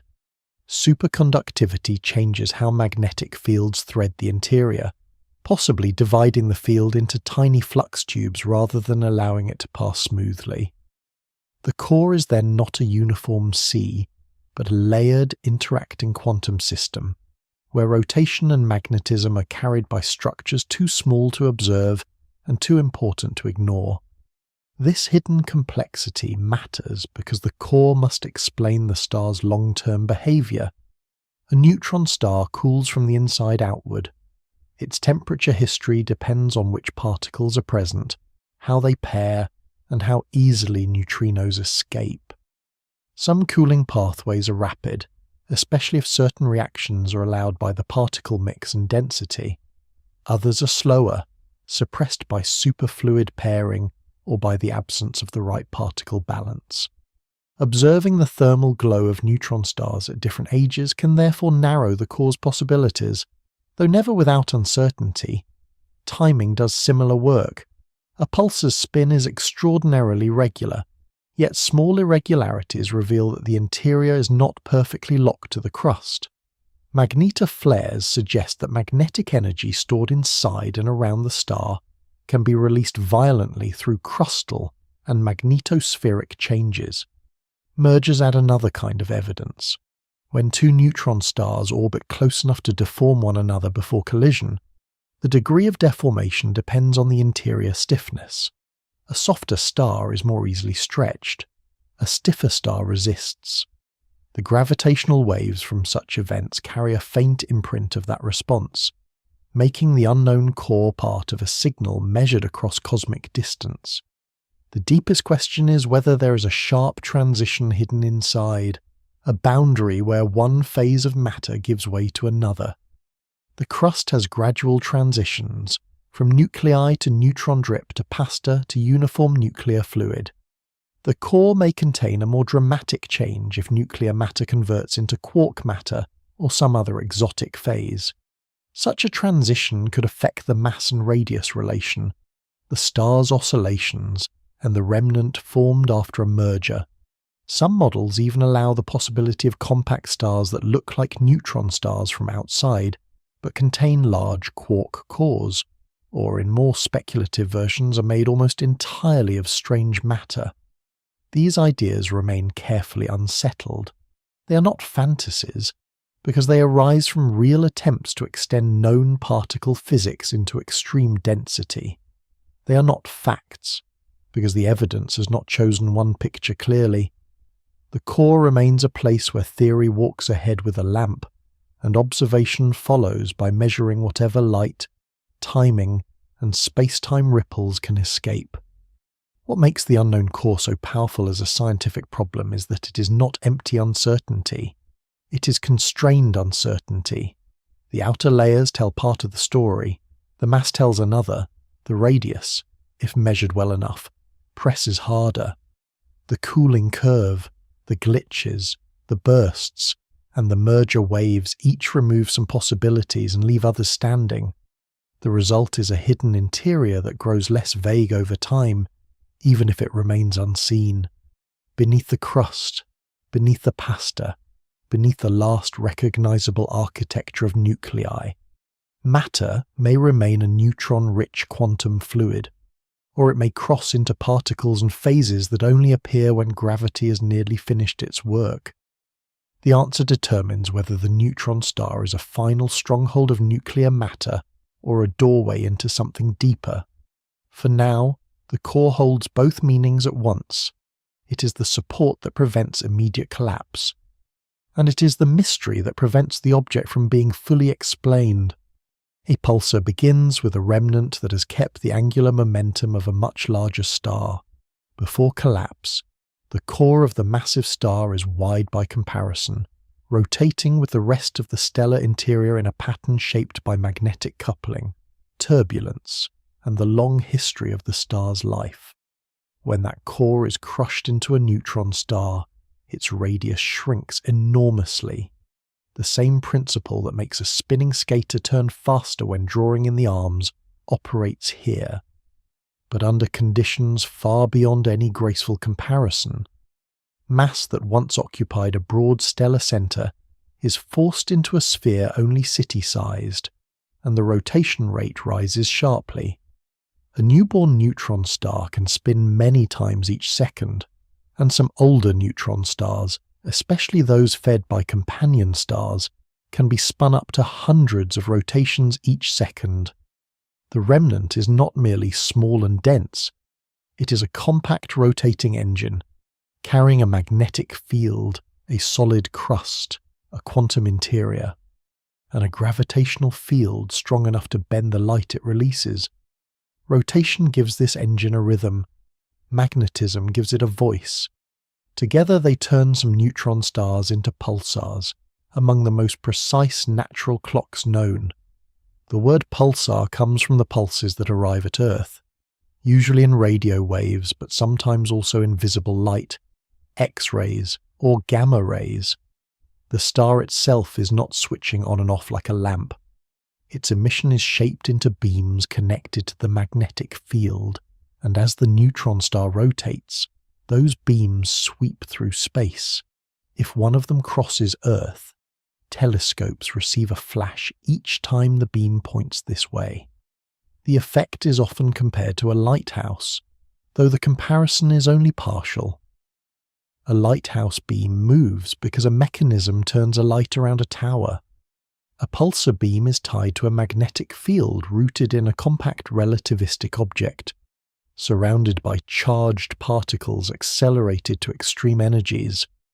The regularity comes from rotation, but the emission comes from a magnetosphere, a region where electric and magnetic fields organize the motion of plasma around the star. Near the surface, the magnetic field can tear charged particles from the crust or pull them from surrounding space. Those particles are accelerated along magnetic field lines, producing radiation and sometimes cascades of electron and positron pairs. The pulses are therefore not simple flashes from a solid surface. They are the visible timing pattern of a rotating electromagnetic system. One important complication is that the magnetic poles do not usually align perfectly with the rotation poles. If they did, a beam might point steadily in one direction and never sweep across most observers. Instead, the magnetic axis is tilted, so the emission regions trace circles through space as the star spins. This tilt turns a steady engine into a pulse train. The neutron star may rotate with extraordinary stability because it is compact and because there is little external friction. Yet it is slowly losing rotational energy. The pulses are powered by that loss. Over time, the star spins down. Its period grows longer, often by tiny amounts that can be measured with precision. Timing a pulsar means recording the arrival of pulse after pulse and comparing them against a model of the star's rotation, motion, and environment. The stability can be so great that deviations become meaningful evidence. A small delay may reveal a companion object. A gradual change may show energy loss. A sudden jump may reveal a glitch inside the star. The pulse is not only a signal, it is a probe attached to the remnants' rotation. The discovery of pulsars changed neutron stars from theoretical remnants into measured objects. Before pulsars were known, neutron stars had been predicted as possible outcomes of stellar collapse, but they were difficult to identify directly. Then came radio pulses with intervals too regular to resemble ordinary stellar flickering. The first interpretation had to account for a source that could repeat with great precision over very short timescales. A large ordinary star could not vary so quickly as a whole, because light itself would take too long to cross it. The source had to be compact. A rotating neutron star fit the evidence small enough to spin rapidly, energetic enough to power strong radiation, and magnetized enough to produce beams. Once that connection was made, pulsars became a way to study dense matter at a distance. The regularity can be almost serene, yet the mechanism remains extreme. A pulsar's magnetosphere is filled with plasma moving under intense electric and magnetic fields. The rotation of the star turns the magnetic field into a vast electromagnetic structure. At a certain distance from the rotation axis, called the light cylinder, co-rotation would require matter to move at the speed of light. Beyond that boundary, the magnetic field cannot simply drag plasma around as if it were attached to a rigid wheel. Field lines open outward, particles escape, and a wind flows into space.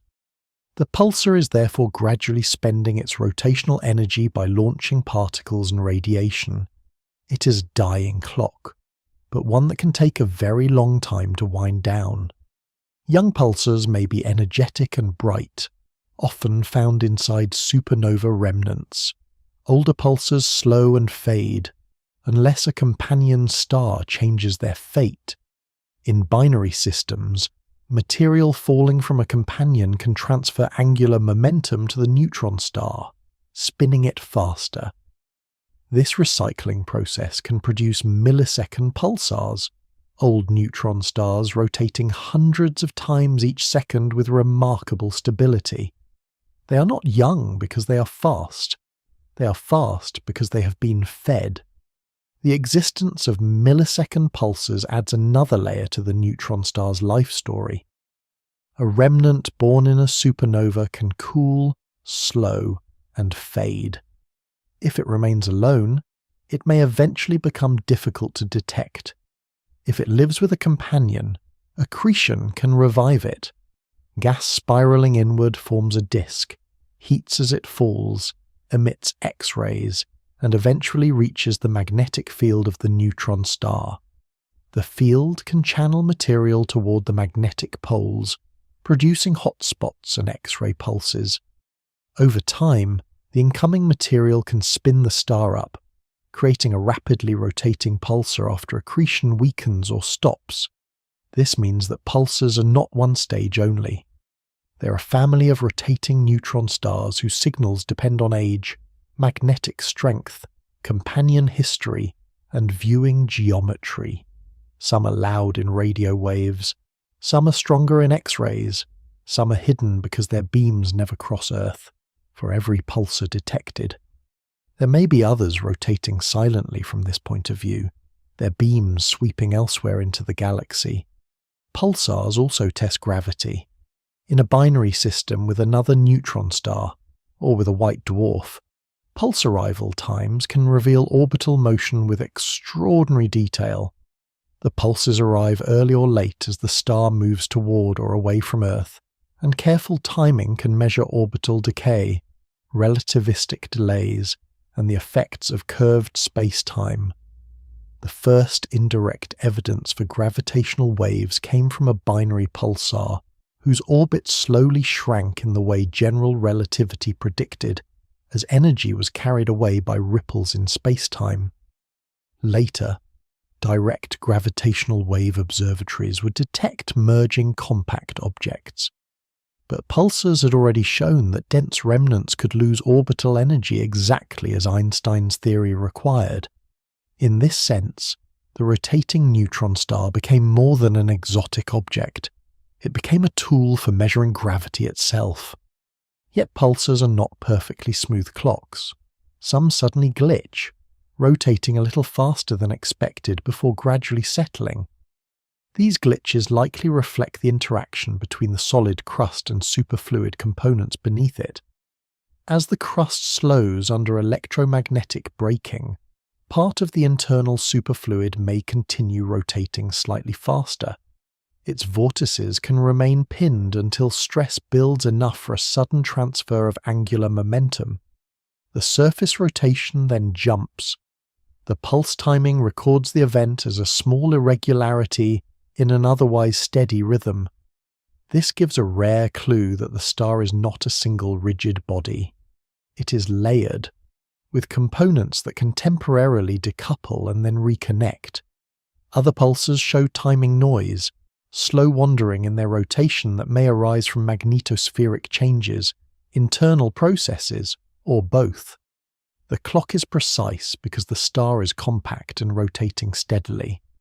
But it is not simple because the star is alive with dense matter physics. The pulse of a neutron star is therefore a disciplined signal from an unruly interior. It arrives as a regular beat, sometimes steady over years, sometimes interrupted by small slips, always shaped by a rotation born in collapse. The supernova created the remnant. Compression made it dense. Magnetism and spin make it detectable across space.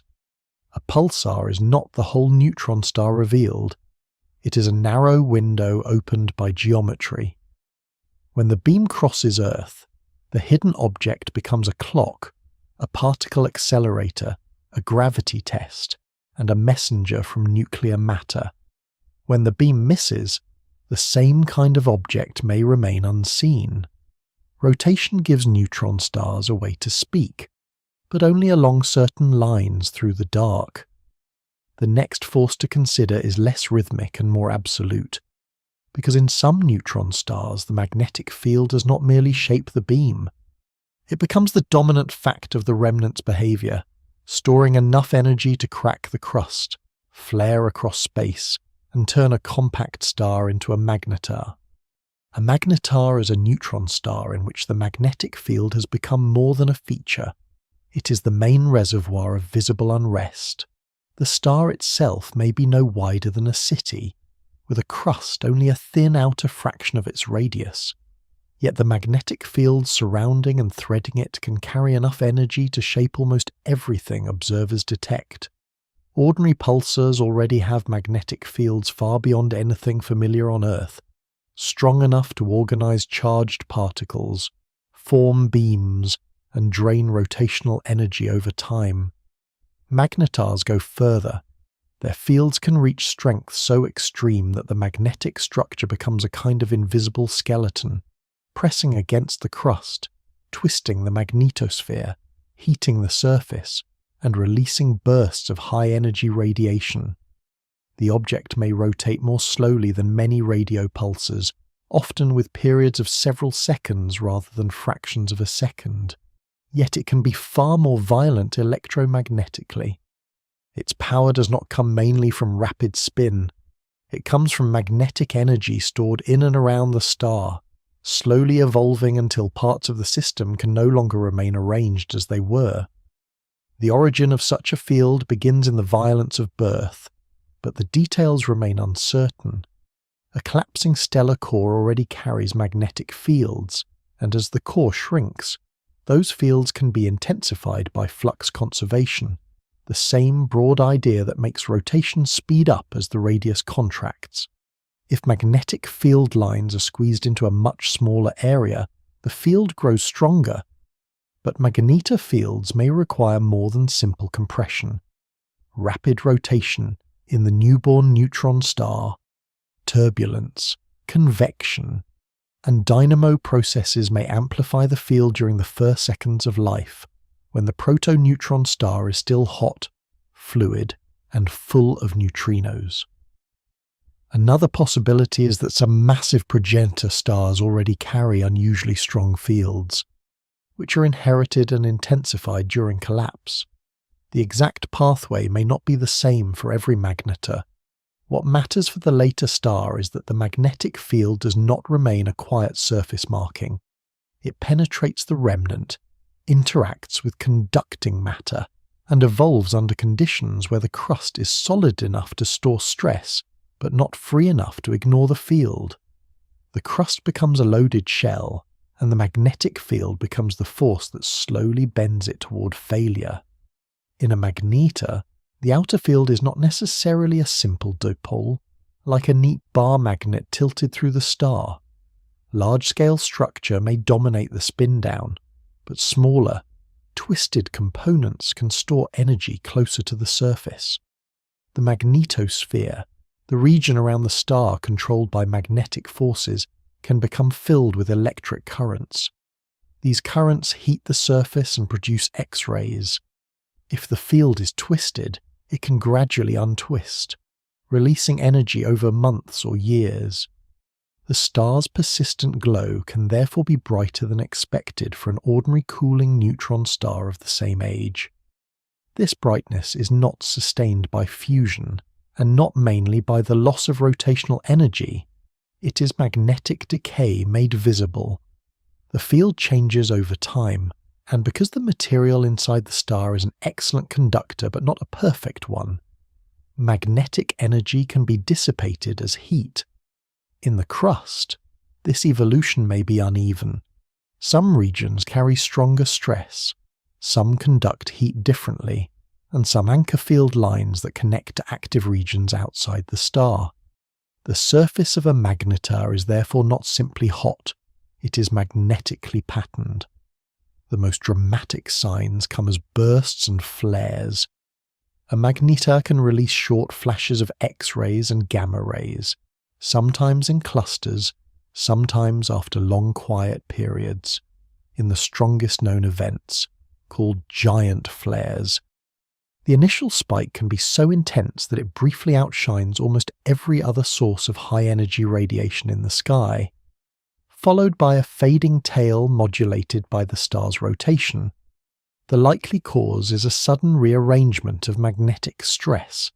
The crust may crack or shift as the internal field pushes against it, and the magnetosphere may rapidly reconnect, changing its configuration and converting magnetic energy into radiation and particle motion. The exact division between crustal fracture and magnetospheric reconnection is still studied, because both may be involved. What is clear is that the energy source is not a conventional explosion of matter thrown outward like a supernova. It is a release of stored magnetic energy from a compact star whose entire solid surface is under extraordinary tension. A small physical motion in the crust can have a large electromagnetic consequence, because the field couples the star's surface to a vast surrounding volume. The magnetic field of a magnetar is so strong that it pushes physics into unusual territory even outside the surface. In extremely intense fields, the vacuum itself is expected to behave as a nonlinear medium, meaning empty space near the star is not quite passive in the way ordinary intuition suggests. Quantum electrodynamics predicts effects such as vacuum birefringence, where light polarized in different directions can travel differently through the magnetized vacuum. Observations of polarized X-rays from neutron stars are beginning to test this kind of physics, turning magnetars and related objects into laboratories for fields that cannot be produced on Earth at comparable scale. The field also controls how radiation escapes from the surface. Photons move through magnetized plasma, scatter from particles, and may be reshaped by resonant processes in the magnetosphere. A distant telescope receives a spectrum and a pulse pattern. But behind that signal lies the interaction of radiation with one of the most extreme magnetic environments known. In a magnetar, even light is not merely leaving a hot surface. It is passing through a structured magnetic atmosphere and magnetosphere that can change its energy, direction, and polarization before it reaches space. Magnetars also complicate the idea of age. A normal pulsar gradually spins down, and its spin period and rate of slowing can be used to estimate a characteristic age. For magnetars, this estimate can be misleading because magnetic fields evolve and torque the star in changing ways. Some magnetars appear associated with young supernova remnants, suggesting recent birth. Others may have more complicated histories. Their rotation is often slower than that of young energetic pulsars, not because they are necessarily old, but because strong magnetic braking can drain rotational energy efficiently. A magnetar may therefore move through its early life quickly in rotational terms while remaining thermally and magnetically active. It is a reminder that neutron star families are not arranged only by age. They're arranged by birth conditions, magnetic strength, environment, and internal evolution. A highly magnetized neutron star may begin as a magnetar, later quieting as its field decays. Some objects blur the categories, showing magnetar-like bursts despite appearing otherwise like ordinary pulsars. The boundary is not a wall, it is a spectrum of magnetic behavior. Inside the star, the field structure may be even more important than its surface strength. A twisted internal field can store enormous energy, but it must coexist with the dense core, superconducting protons if present, neutron superfluidity, and a crust that can yield only under great stress. If the core is superconducting, magnetic flux may be organized into thin tubes, changing how the field moves and decays. If the interior contains exotic matter, that too may affect magnetic evolution. The magnetar is therefore not merely a strong magnet attached to a neutron star. It is a dense matter problem, a thermal problem, a quantum problem, and a plasma problem all bound together. The bursts seen from far away are only the surface language of a deeper system whose parts exchange stress, heat, and angular momentum over long spans. This is why magnetars are valuable beyond their spectacle. Their flares, cooling patterns, pulse shapes, and polarization may reveal how crust, core, and magnetosphere are connected.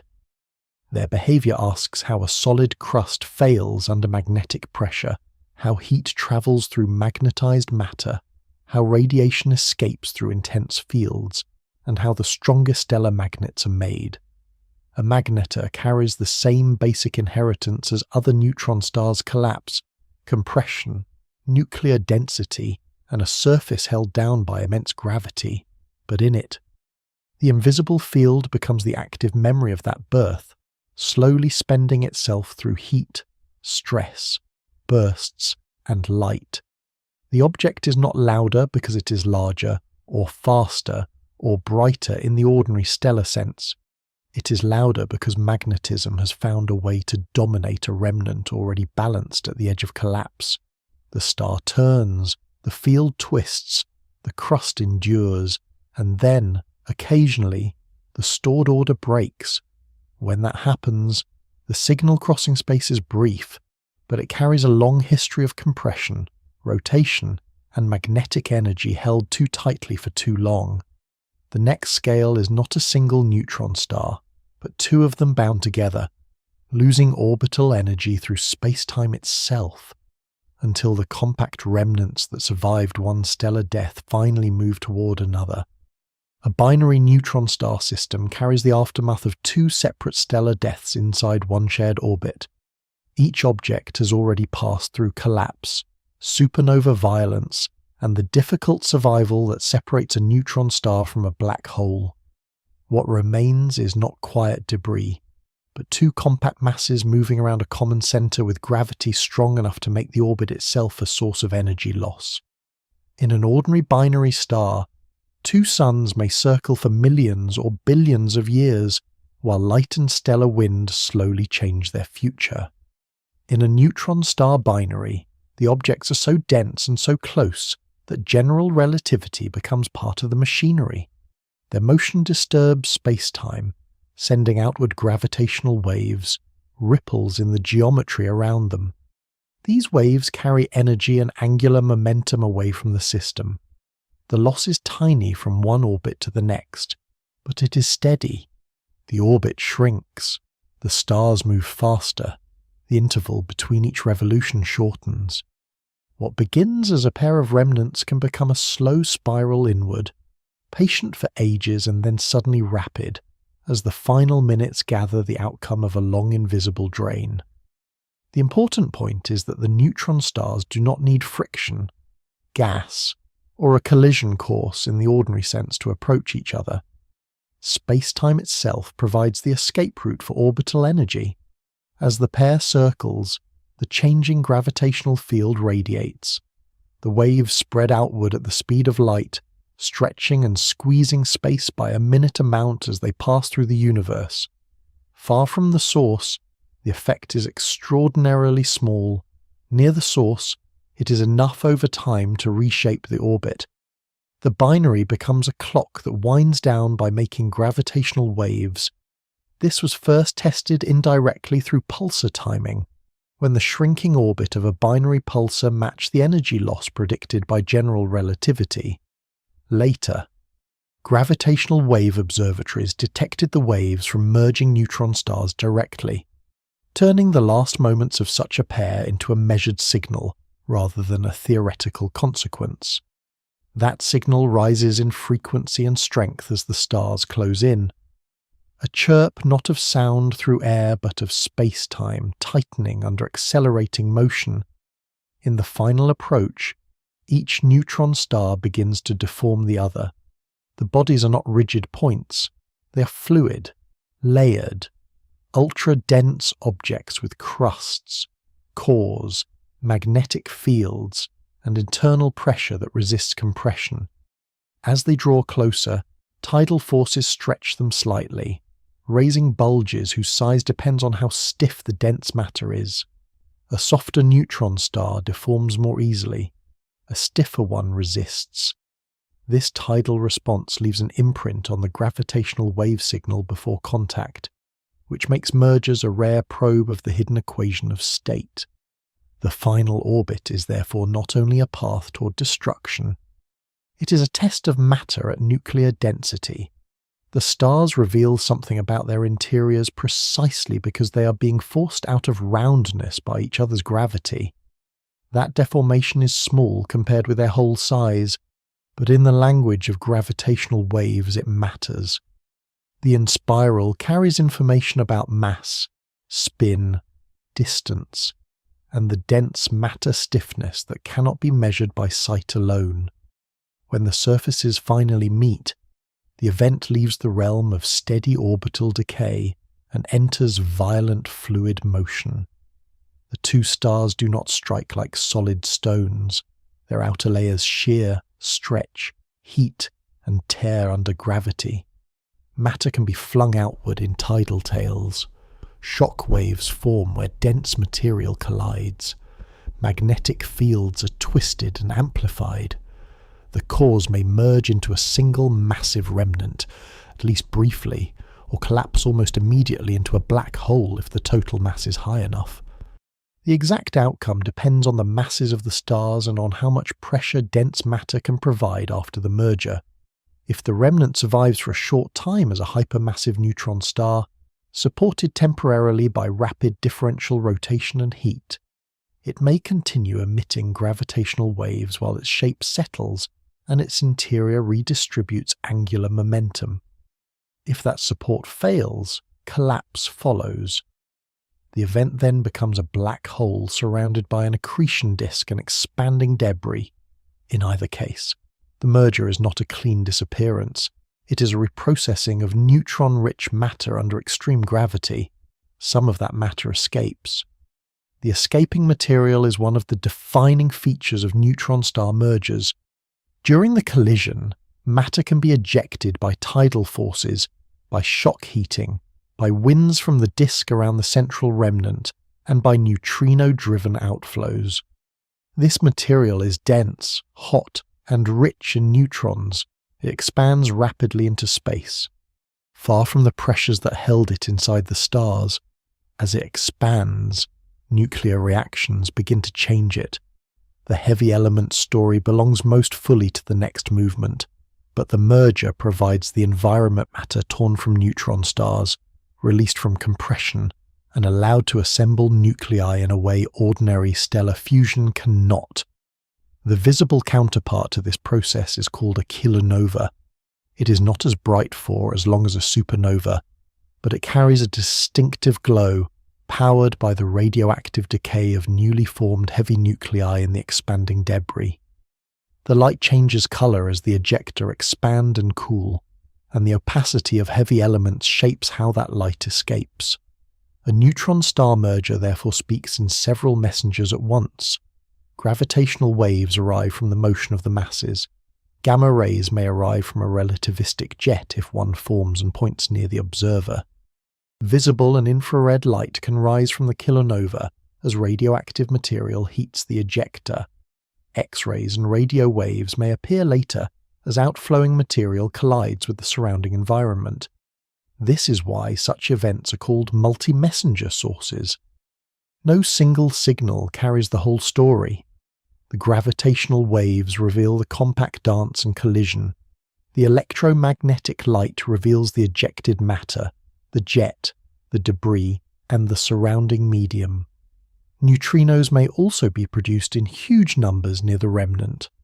Although detecting them from distant mergers is difficult, the merger is not one phenomenon observed several ways by coincidence.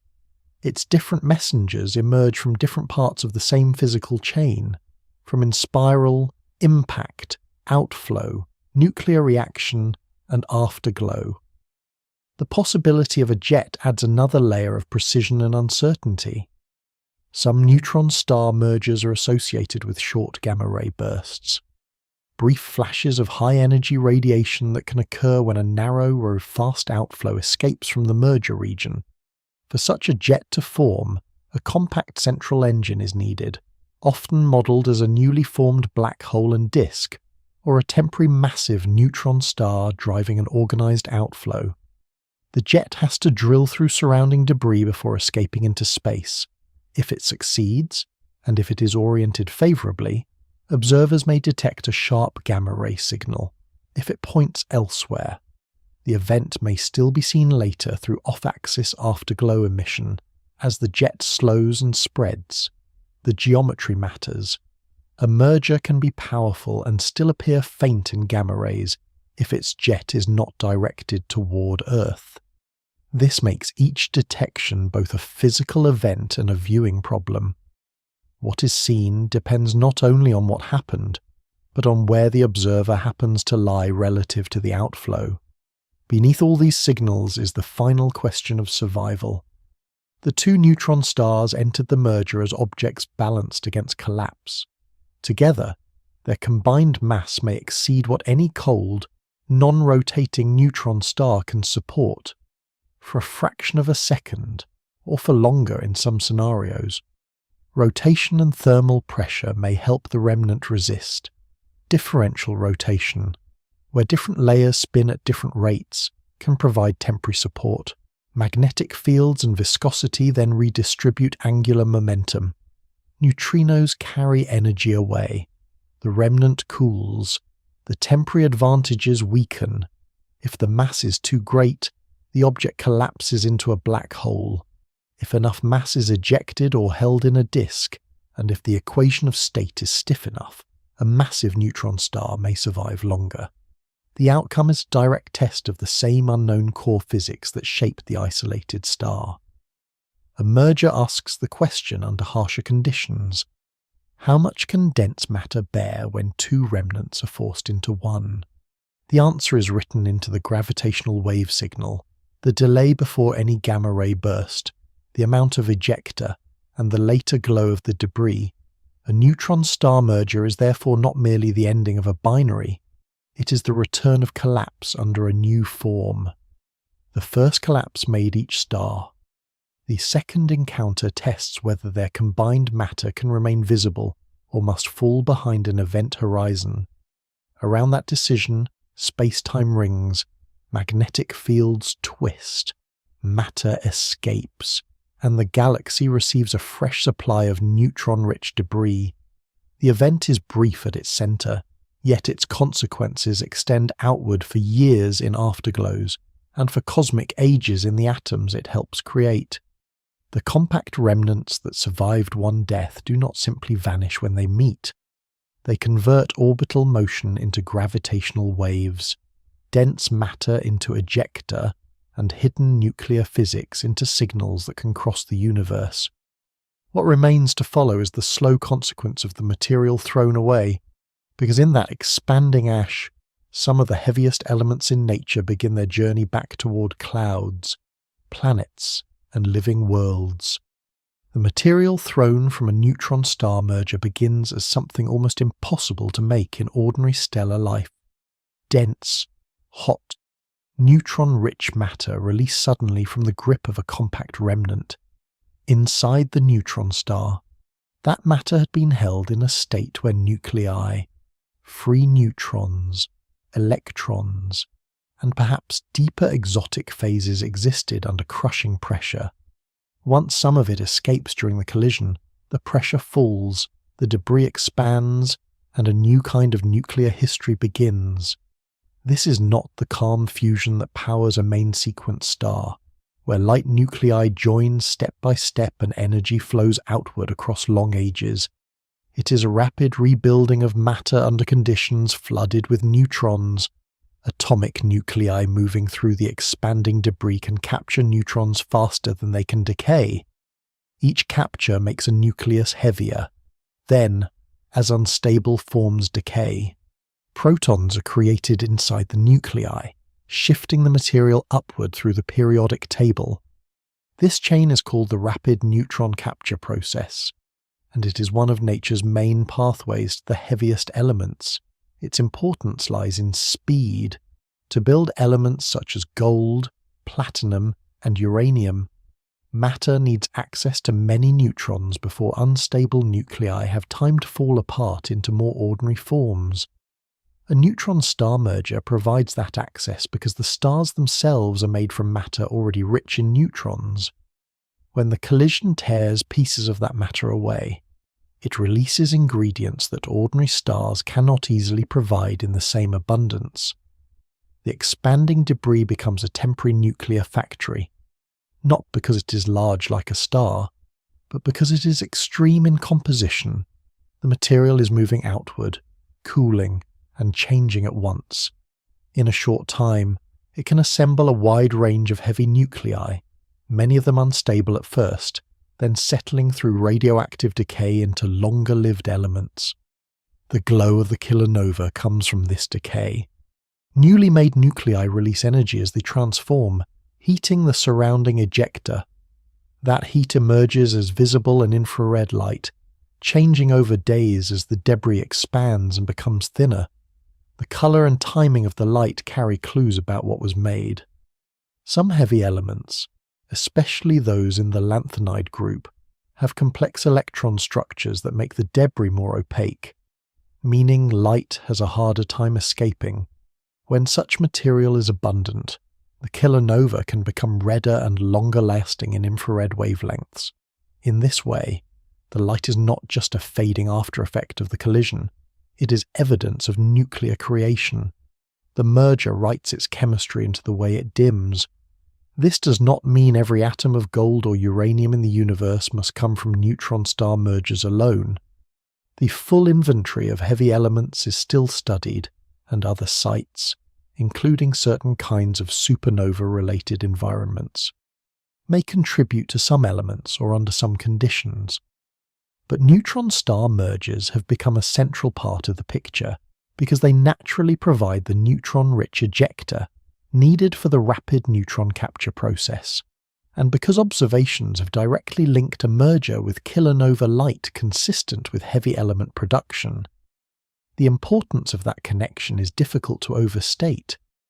For a long time, the origin of many heavy elements was understood in principle but not tied cleanly to a visible event.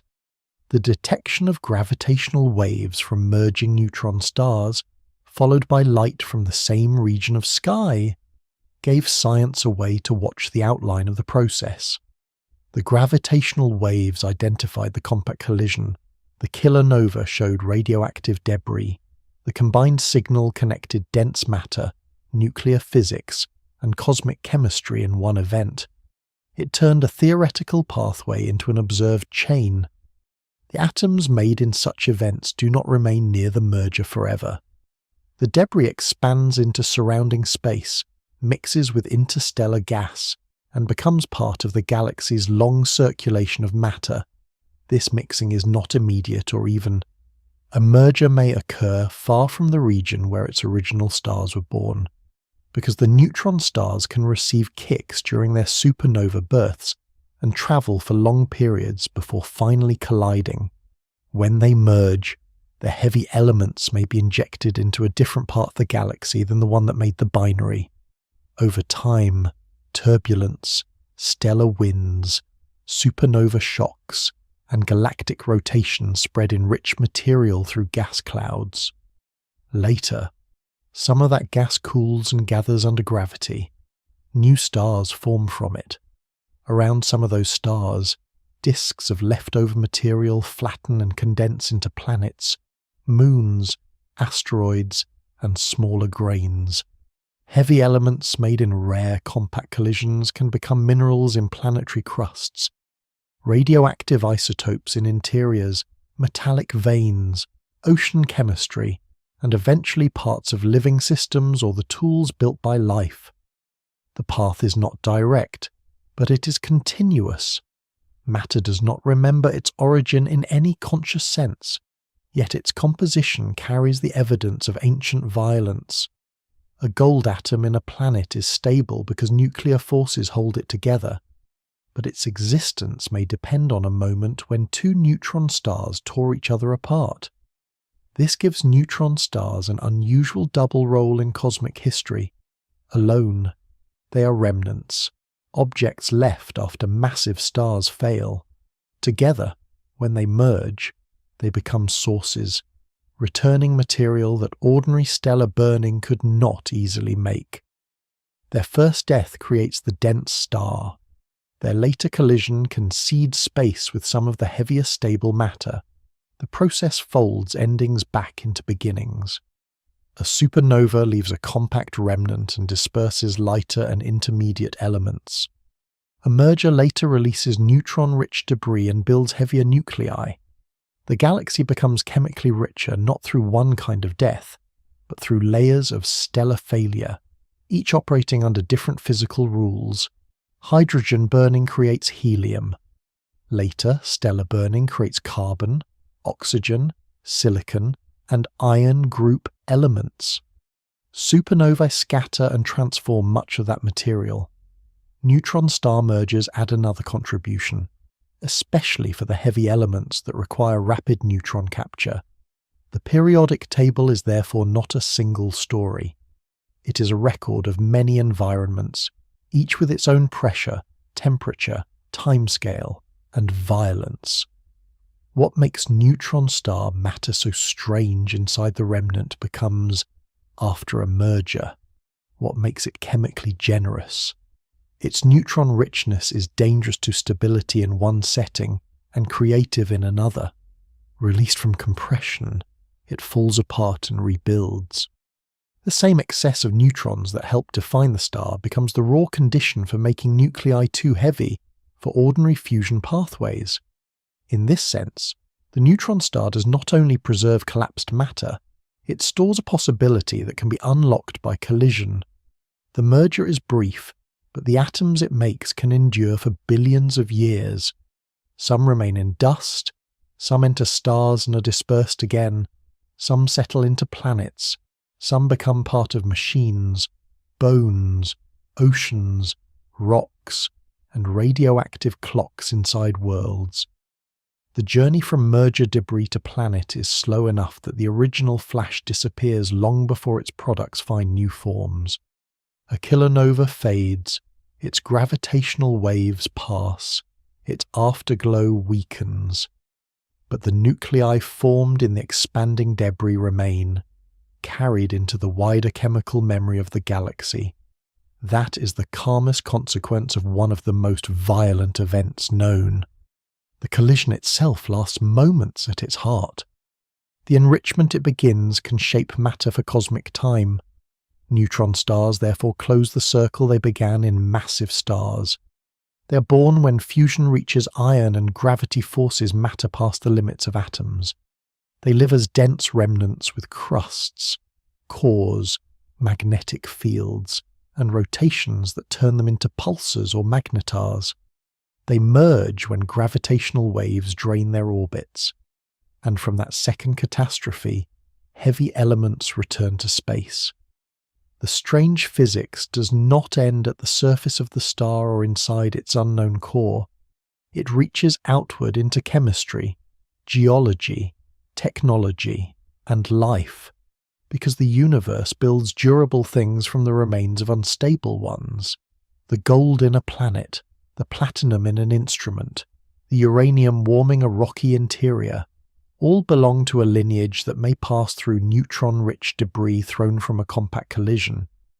The neutron star is not only a dead star, it is a compressed pause in the movement of matter, a place where gravity holds material in an extreme state until rotation, magnetism, time, or another remnant changes its fate.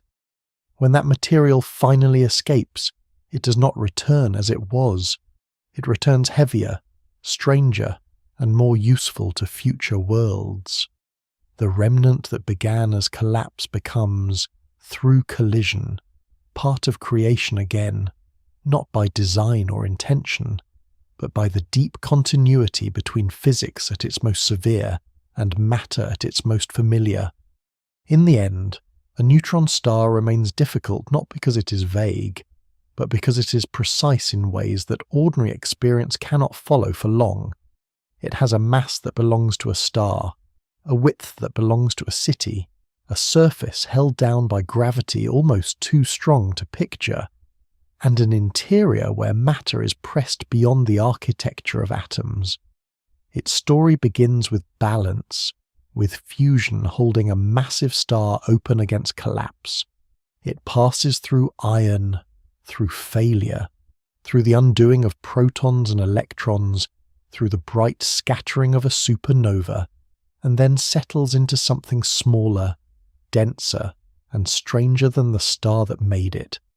Some neutron stars turn with a lighthouse rhythm. Some carry magnetic fields so strong that invisible stress becomes visible light. Some wait in pairs, circling for ages until gravitational waves draw them together and the remnants of two deaths make heavy elements for worlds not yet formed. The physics is severe, but the pattern is calm at its wider scale. Matter changes form, energy moves outward, gravity gathers what it can, resistance appears, fails, returns in a deeper form, and sometimes fails again. Nothing in this chain needs intention to become meaningful. A neutron star is enough as it is a compact record of collapse, a laboratory made by gravity, and a quiet source of future matter when its own story breaks open. Around it, space continues. The pulses fade, the flares soften, the debris cools into the galaxy, and somewhere far from the original explosion, atoms made in that extremity may settle into stone, ocean, metal, and life, carrying with them the hidden memory of a star that could not remain a star, yet still found a way to leave something behind.